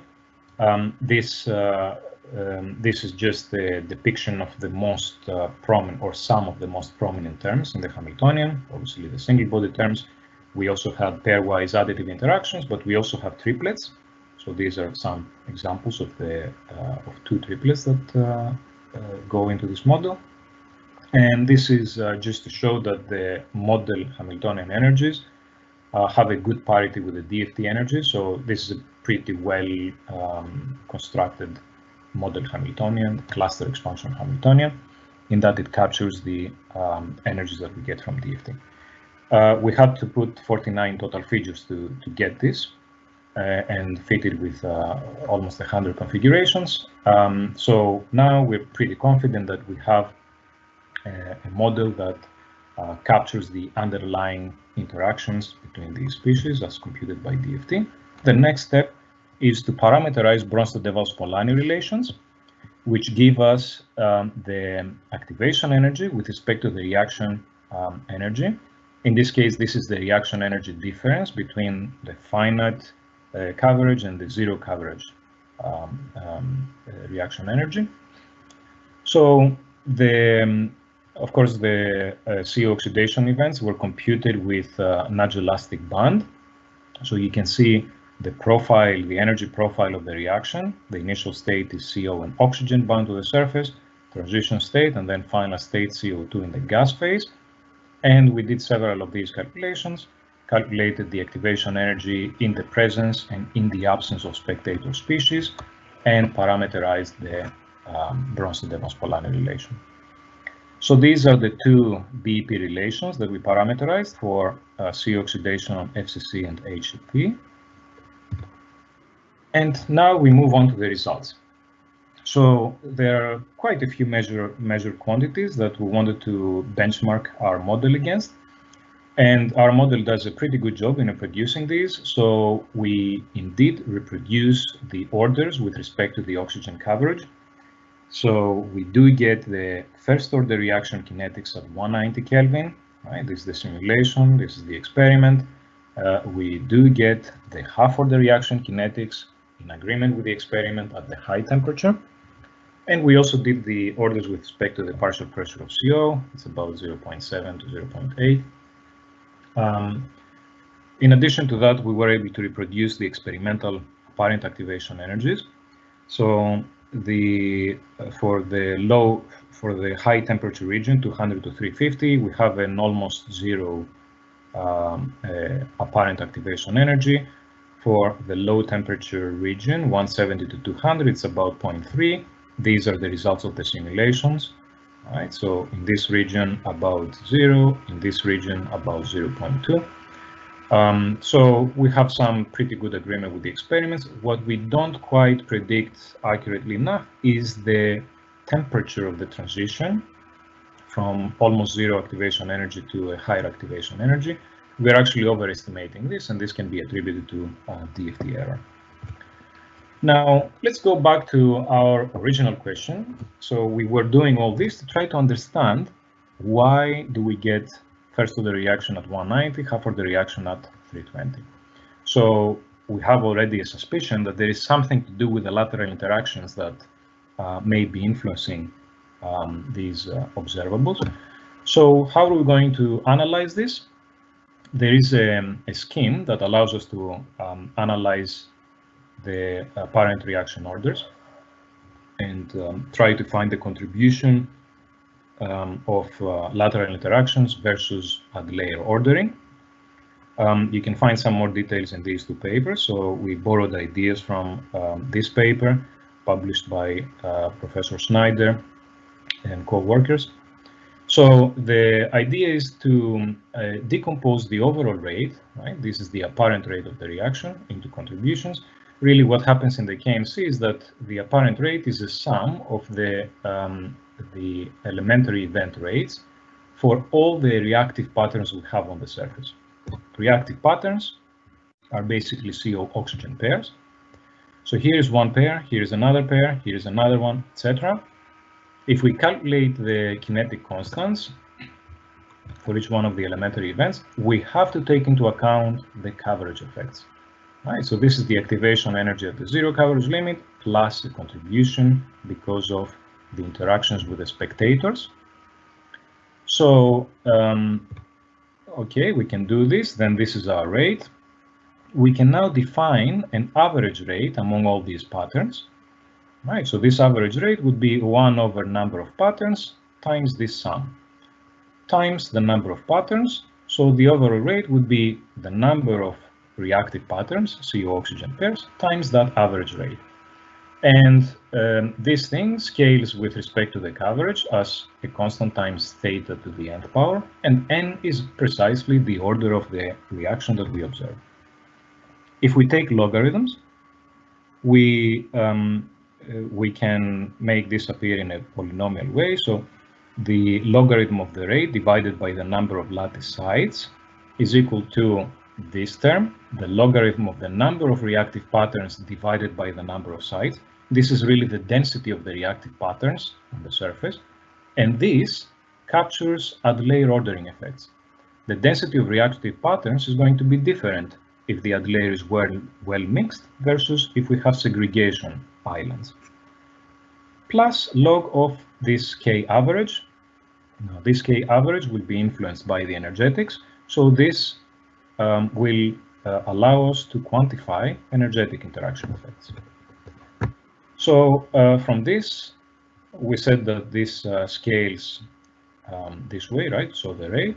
So we, when we take the logarithms, we have this reaction, this order of the reaction parameter times theta plus n structure. This is the contribution to the reaction order because of the structuring of the ad layer, plus another term here, and energetics, which is the contribution of the reaction order because of lateral interactions. All right, so this comes from here, assuming that, again, this thing scales as constant times theta oxygen to the n struct power, and this scales as constant times theta to the n energy, right, this parameter. Okay, so the constants don't really matter. The point here is that this allows us to decompose the overall observed order into two contributions, one because of the ad layer structure and another one because of the energetic interactions, right? The influence of the energetic interactions on the activation energy. Okay, now we wanted to make sure that this model is indeed correct. So for the next couple of slides, I'm going to discuss the case of very simple toy models, right? Very simple conceptual systems, which do not have any lateral interactions, and they differ only in the adsorbate layer ordering. So we're going to basically try to reproduce the experimental argument in the very special case of no lateral interactions, ideal system. So the first ideal system I will discuss is this one. we have oxygen, we have CO, so we have seeded our oxygen in a very random way, so it's dispersed all over the surface, and there is this CO that comes onto the surface. It's reacting with oxygen, so we get CO2 in the gas phase, and oxygen gets depleted. K average is a constant because we said that there are no lateral interactions in this case. However, the density of reactive patterns is a function of oxygen coverage, right? So when oxygen gets depleted, of course, the density of patterns, which is the number of patterns divided by the number of sites, drops, and the slope of this this line here is about 1. This makes sense. Well-mixed odd layer, we would expect to have a slope equal to 1, and we would expect to see first-order kinetics. Now let's discuss the second conceptual system, in which we have, again, no lateral interactions, but now our oxygens are arranged in a form of an island. So when CO binds to the catalytic surface, the only way it can react to eat away this island is through the periphery. All right, so these COs are coming onto the surface. They eat away the oxygens from the periphery of these islands. We see that the K average is again a constant. The density of reactive patterns now scales with 1/2. Right, so basically it scales with theta to the 1/2 power. So in a log-log plot, we see a line with slope equal to 0.5. So in the case of the segregated system, we have half-order kinetics because of the geometry of the system. So this is exactly, this reproduces the experimental argument, but in the very special case that we don't have any lateral interactions in the system. However, our DFT calculations showed that we have lateral interactions in the system. So now let's discuss the simulation of the actual titration experiment with the lateral interactions. So I'm going to show similar plots like the ones you have seen. So let's start with this one, which is the number of reactive patterns, right? So the density of reactive patterns. How does it scale with respect to the oxygen coverage? So we start our experiment here, and then as we accumulate CO on the surface, the oxygen coverage drops. So we go down like that, and we see that the slope is kind of close to 1, not exactly 1, but the adsorbates, for practical purposes, behave as almost well-mixed in this particular case.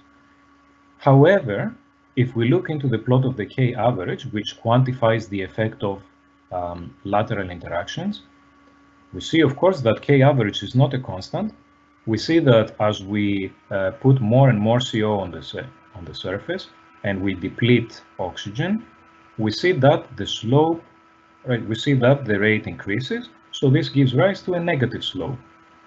So if we now sum up these slopes, the sum should give us the observed order for the reaction. So we get 0.48, which is almost half-order kinetics. Now let's see what happens in the, why does this happen, right? So the question is here, why do we get a higher K average when we start putting more and more CO on the surface? So we have to look into the lateral interactions. So we notice that the lateral interactions between CO pairs are slightly higher in value than the lateral interactions between oxygen and the lateral interactions between CO and oxygen.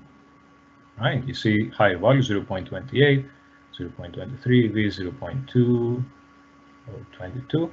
So this means that as we put more and more CO on the surface, the CO that is about to react interacts with the CO spectator species, and as we increase the coverage of CO, this higher value of the lateral interactions between carbon monoxide molecules leads to an acceleration of the CO oxidation event, which leads to removal of COs, right, towards the gas phase as CO2s, and that's what explains the observation that CO accumulation increases the rate.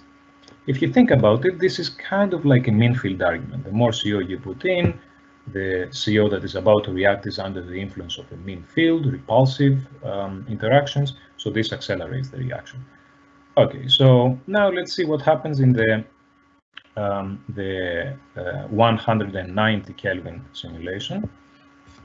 So we see that if we plot the density of reactive patterns with respect to the coverage of oxygen, the slope is about 0.8 again. It was 0.86 earlier. So we see that there is a small change, but nothing too significant. So again, the adsorbates behave as almost well mixed, not quite exactly as well mixed, but almost there. But what we see, and this is a very important qualitative difference than the previous case, here when we increase the coverage of CO and when we get oxygen depleted from the surface, the K average drops. So you can see it here. The slope is about 0.33 when we calculate it here. And this basically tells us that the more CO we put into the surface, the slower the reaction goes, which is quite interesting. It's exactly the opposite behavior than we had previously. And now, if we sum up these two contributions, we get the first order reaction kinetics in line, in agreement with the experimental data. So then the question is, what happened here? Why do we have this peculiar behavior compared to the case of 320 Kelvin simulations? And now it turns out that the mean field argument is no longer adequate.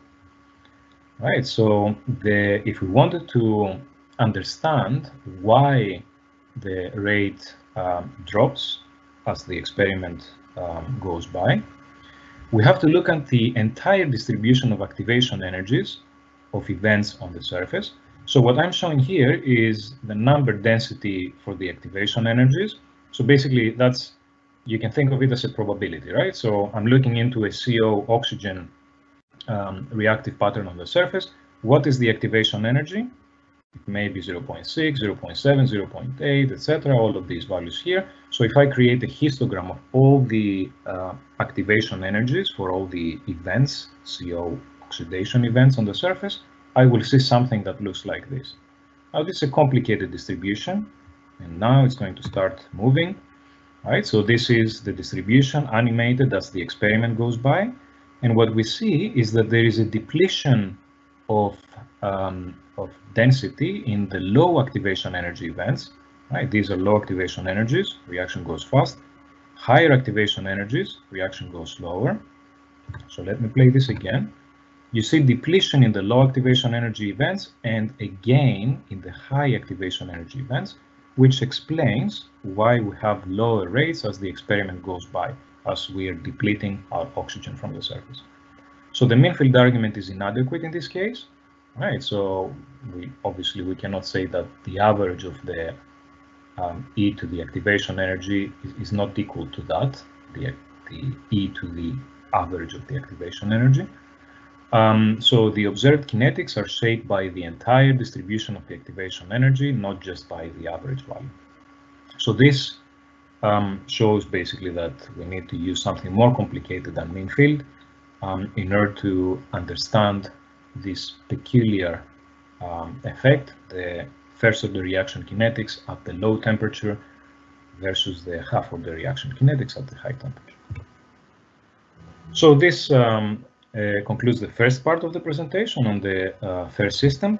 And now we're going to move on to the second system, which is methanol oxidative coupling on gold 111. In this system, the complexity is because of the pathways. The motivation is, of course, converting biomass into energy or materials. So I'm just showing some data here that should convincingly demonstrate that this is an important problem and people are interested in that. What does this have to do with catalysis? Well, if you use a solid catalyst, you can convert methanol or any biomass derivative into useful products. Here, we care about methanol, conversion into methyl formate, formic acid, or formaldehyde, which are high-value platform chemicals. So we focused on methanol because it's a biomass molecule and it's a very simple molecule, but a model for more complex biomass molecules like ethanol or polyols. And we focused on oxidation because methyl formate is an important precursor to other compounds of industrial interest, and because it's a challenging reaction because we can have many possible products with oxidation states for carbon from -2, right? This is really our reactant, up to +4, CO2. Now CO2 is undesired. Of course, you can have, apart from methyl formate, you can have formaldehyde or formic acid as possible products. And I also have to say that this was done in collaboration with the IMASC EFRC. This is the Integrated Mesoscale Architectures for Sustainable Catalysis Energy Frontier Research Center at Harvard University. So the experimental observations that motivated our work are summarized here. These experiments were done in the groups of Professor Madix and Professor Friend in Harvard. So the way they were doing these experiments was to dose the gold 111 surface with oxygen, then with methanol, and then ramping the temperature up. So you see these products elicited from the surface in this temperature program reaction experiment. At around 225 Kelvin, you see methyl formate. Right? So this is methyl formate out here. You also see some water, and you see some formaldehyde as well. At the high temperature, 270 Kelvin, you see a second peak for water, a smaller peak for water. You also see CO2, which is the undesired product, and formic acid. And finally, at a much higher temperature, about 500 Kelvin, you see oxygen elicited from the surface, presumably leftover oxygen that associates and dissolves. So we wanted to understand what controls the selectivity towards methyl formate and not CO2. We don't want CO2. So the experimental data tell us that if you put more and more oxygen on the surface, you would expect to have a lower selectivity towards methyl formate, and there is more residual oxygen on the surface. Okay, so the underlying pathways, which I said are quite complicated in this case, are going to be summarized here. So here is our gold surface. We have some surface oxygen that is dosed on the surface. And then next, they dose methanol. So you get oxygen, you get hydrogen abstraction, right? Oxygen-assisted hydrogen abstraction, which gives you methoxy on the surface. Now this methoxy, right? So oxygen is needed to deprotonate methanol. This methoxy can undergo a CH activation and give you formaldehyde. The formaldehyde can desorb, but also the formaldehyde can react with leftover methoxy and give you the coupled product, right? So this is a hemiacetal, and then you have a CH activation, which gives you methyl formate, which is the desired product. Now, there is another possibility, right, from this state. You can have oxygen attacking your formaldehyde, in which case you get this H2CO2 species on the surface, which can undergo a CH activation and give you formate, which can decompose into CO2, which you don't want, and water and hydrogen. Okay, so the question now is to try to understand what's going on here. Of course, this is a simplified picture. You may have oxygen deprotonating methanol. You also have oxygen.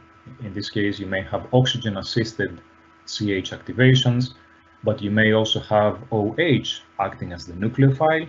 You may have the methoxy species acting as the nucleophile. So there are quite a few side pathways that we need to understand if we are to model the system and try to elucidate the pathways. And of course, we have to understand what controls the overoxidation pathway, because this is obviously the undesired pathway. Okay, so these are our objectives, and of course we're going to use Kinetic Monte Carlo parameterized from DFT calculations. Again, in the interest of time, I'm going to skip the details of the setup of these calculations. You can find this in the paper. It was recently accepted in Faraday discussions. So let's start talking about the steps, starting with the coupling. So the coupling of formaldehyde with methoxy or oxygen or OH. And we see that, by the way, these are the transition states that we calculated for these different, the three coupling events. And we see that the coupling with oxygen is the most preferred one, which is really bad news, because if we couple with oxygen, we're going to go into the over-oxidation pathway. So at this point, we don't really know what's going to happen. We need to do kinetic simulation to find out. We also see that coupling with OH is just slightly activated, and coupling with methoxy is the most activated event, which again is bad news because this is the desired reaction. Let's talk about the cleavage events. So we can have CH cleavage from the methoxy species that would give rise to formaldehyde. This can be unassisted. It can be assisted by oxygen, which this event has the lowest activation barrier. It can also be assisted by OH, but this is a relatively higher barrier event than the other two. So we see that oxygen catalyzes CH cleavage, but not OH. Similarly, when we go to the hemiacetal, similar things hold true. So the oxygen-assisted CH activation has a lower barrier than the other two. Next, we're going to talk about the over-oxidation route. So in the over-oxidation route, remember, formaldehyde plus oxygen gives you this species, this H2CO2 species, and there may you have to have a CH activation to get your formate. There doesn't seem to be any preference. Of course, the unassisted is slightly more preferred than the other two, the assisted ones. So they don't really, these two species don't really catalyze the CH cleavage in this route. And what is important to note is that after the CH cleavage, we get bidentate formate, which has to flip into a different configuration, right? So that it reacts and gives you CO2 in the gas phase and the leftover hydrogen there. So this is a complex step. As we said, you need kinetic Monte Carlo simulation that takes into account bidentate species, takes into account explicitly the bidentate and the monodentate configuration in order to be able to model this event, which actually seems to be the rate determining step because it has an activation barrier of 0.74 electron volts. Right, all of these energies are in electron volts and 0-point energy corrected. One additional source of complexity here, which I'm not going to mention in the interest of time, is that there are lateral interactions between these species that we also took into account in detail in our kinetic Monte Carlo simulations. So this is just a summary of the pathways, right, for the coupling, the CH activations, and the CH activations for the over-oxidation route. And now we need kinetic simulations to understand the temperature program reaction data. We're going to start small because this is obviously a complicated model. There are many reactions here.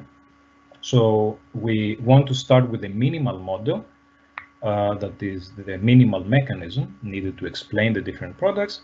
And then we can check with the experimental data, see what we predict right, what we are not predicting, and then build up complexity in the model. This is very important in model development, especially when you have complicated mechanisms like this. Start small and then build up. Otherwise, it would be intractable to put all the reactions in your first ever model. It's going to be confusing and you will not be able to deduce what are the effects of different aspects of your reaction mechanism on the observables. So we did we developed the minimal model first, right? So the minimal model has the coupling, unassisted CH activations, and let's try to simulate the TPR and see what we get. We actually get a pretty good, reasonable agreement with the experiments. So we get some temperature peaks that agree pretty well within 20 to 30 Kelvin with the experimental data. However, we only get the second and less important peak for water. You will see that we have only a little bit of water elicited from the surface, so that's why these appear as ragged distributions. This is just one molecule, corresponds to one molecule of water. We do get the favorable selectivity, again in agreement with the experiments, which is quite nice. So the next step was to improve this model and take into account the oxygen-assisted CH activations, and also the oxygen attacking formaldehyde towards the overoxidation route. We didn't take into account OH for this step because experiments suggest that OH is only transient, and in any case, the resulting product, formic acid, from that route would be a negligible product. So this is the minimal model plus the elementary steps catalyzed by oxygen, right, including the overoxidation route, of course, which was already there in the minimal model. And now we do get the primary peak for water, shown here, and we get basically oxygen abstracts hydrogen, creates OH, and this OH can undergo a disproportionation reaction to give off water, which is shown here, creating this peak, the primary peak for water. So again, the selectivity is in agreement with experiments, and we were able to reproduce these experimental data in with a pretty good agreement. Ongoing work in the lab is focusing on the initial stages, because you might have noticed that here we start the system with methoxy. Right, so we are not taking into account the initial OH activation. This is supposed to be a fast step, so we believe that it's a pretty good approximation, but we're doing some further research into trying to understand these early phases. Right, so this concludes the discussion of this system, and what we learned from all of this is that, first of all, our add layer structure and lateral interactions can have a significant influence in the observed kinetics. We actually see the different orders of reactions that we can measure and we can explain with kinetic Monte Carlo simulation. This we wouldn't be able to explain with microkinetic modeling. It just doesn't have the fidelity that we need for this. And then for the second system, methanol coupling, we saw that even well-defined systems, right, methanol, oxygen on gold 111 in particular, this is a nice, well-defined system. All right, experimentalists can relatively easily do experiments there, but the complexity in the pathways is actually high. So again, we need to do kinetic simulation, take into account the competing parallel pathways, and of course, kinetic Monte Carlo allows us to take into account the intricacies of things like bidentate species flipping into monodentate configurations, which was the rate-limiting step in the overoxidation pathway, in addition, of course, to the lateral interactions and the effects on the rates. So kinetic Monte Carlo, in synergy with experiments, is a powerful framework to study and understand such effects, elucidate the complexity, unravel the complexity. But of course, we have to do this recognizing that it can be challenging to set up these Kmc simulations. So if you would like to go ahead and now use kinetic Monte Carlo, I would advise you to be patient, manage the complexity by building up the model gradually. Start simple, then build up complexity, compare and validate the model at every stage. So talk to experimentalists, see how your model is behaving, and try to validate the model at every stage. And hopefully you're going to get some really nice results.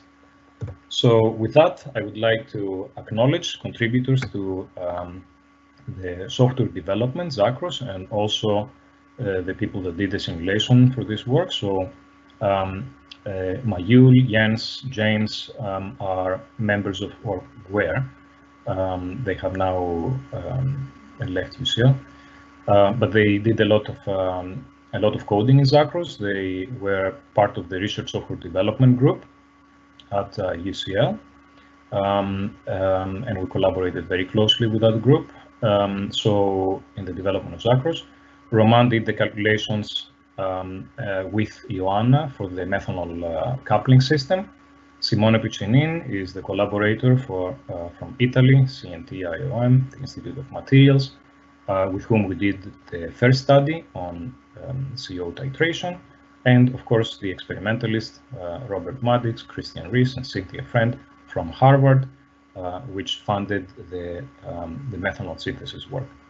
Right, so funding from all these institutions who have contributed to these to funding these projects. And of course, I would like to thank you for your attention. And if you have any questions, I'm happy to discuss them in the remaining time. Okay. So thank you very much. Thank you very much, Mikhail, for the very nice, overview and talks and lesson today. We have a little bit of time for some of the questions, not of all. I will just pick 3 of them, and then the rest we will send it to you, and then we will try to, put everything together in a final document.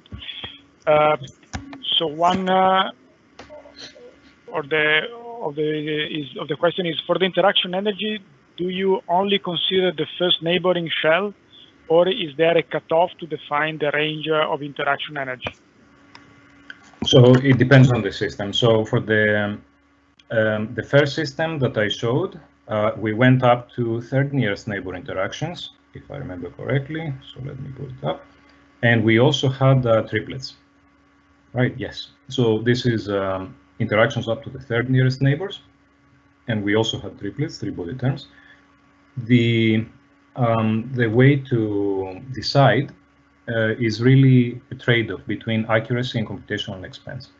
If you have a more elaborate model, 3, 4 nearest neighbor interactions, then you need to do more DFT calculations, and this can be quite computationally expensive. Of course, nowadays you can parallelize these things, so it's not too bad. But then the question is, do you actually need it? So it pays off to plot diagrams that look like this. This is just a parity graph. You can also do some, you can calculate things like the RMSE, the root mean square error. You can calculate cross-validation scores to see how well your cluster expansion captures the DFT energies. And this way, you can specify a cutoff, say, I'm going to be happy if my leave one out cross-validation score is below 20 millieVs. Right, and then this is a criterion for how elaborate your cluster expansion model has to be. Okay. One other question is, can I directly input the rate constant instead of inputting the frequency? For example, want to use another set of partition function for entropy? Yeah, of course. So actually, Chakras takes as input kinetic constants in the form of pre-exponentials, activation energies, and pre-exponential ratios if you have the reverse event as well. So Chakras is really agnostic to partition functions, vibration frequencies, and stuff like that. It allows you, however, to give temperature-dependent pre-exponentials. You can look into the manual. There is an expression that you have to parameterize. And this is actually done on purpose because somebody may want to use Chakras for calculations of like lattice gas models in some weird fractal kind of lattice, etc. So in that case, you may want to specify k equals 1 and specify whatever else you want without dealing with partition functions and actual molecular systems. So yes, you can do these things. Okay, last one, and then the rest will be answered remotely. Can we run Kmc in laptop or desktop computers? How long will take the simulation? Of course, you can run it wherever you can compile it. So you saw that I actually compiled it on my laptop. This computer is my laptop. Yeah, so you can do this. As long as you have a Fortran compiler, you can compile it in any platform you want. And we are actually testing Chakras in several platforms, including Windows, Linux systems, and Mac, to make sure that you can compile it and run without problems on all of these. In terms of computation time, this very much depends on your system. You saw that in the calculation that I did, this was the ethylene hydrogenation example. This was constructed as a demonstration, so it was a very, very short simulation. It took 10 seconds or so. If you want to do actual calculation, for example, the calculations that I showed for this system, right, to get this plot, so this was very computationally expensive because the averaging had to be done properly. So this, I think this took about like hundreds of computational hours. So these were simulations that were run in a batch of 20 multiplicates. Each one of these simulations was taking anywhere between 12 hours to 30 hours, depending on the temperature of the simulation. So you can imagine, right? And this was in also I was using the threaded version of Chakras. So we're talking about hundreds of computational hours for these simulations. But this is probably a bit of an exception, right? This was a very tricky system. And because I was computing averages of terms that were like this, e to the something, right? So let me go back. Right, so because I was computing these averages of these terms, and a little bit of a change in this can create a very large change in the exponential of this. That's why I needed to have so many samples that it made it very computationally expensive. But typically, if you're interested in activity selectivity, then fine, you can do a few hours with a few hours worth of calculation. You can typically get your objectives for chemistries of practical interest. But it depends on your system. Okay, so I think that in the interest of time, we can conclude here. So thank you again, Mikhail. Tomorrow, we are going to couple all the material of day 1 and day 2 up to the reactor scale. So we will see how to couple with CFD reactor modeling, both microkinetic modeling and Kmc. So you will receive, as usual, tomorrow morning, GMT +2, the 2 links for the first session and the second session of tomorrow. And tomorrow we are going to wrap up and to finish the workshop. So thank you very much again for having attended today, and see you tomorrow. Bye-bye. Thank you very much. Bye-bye.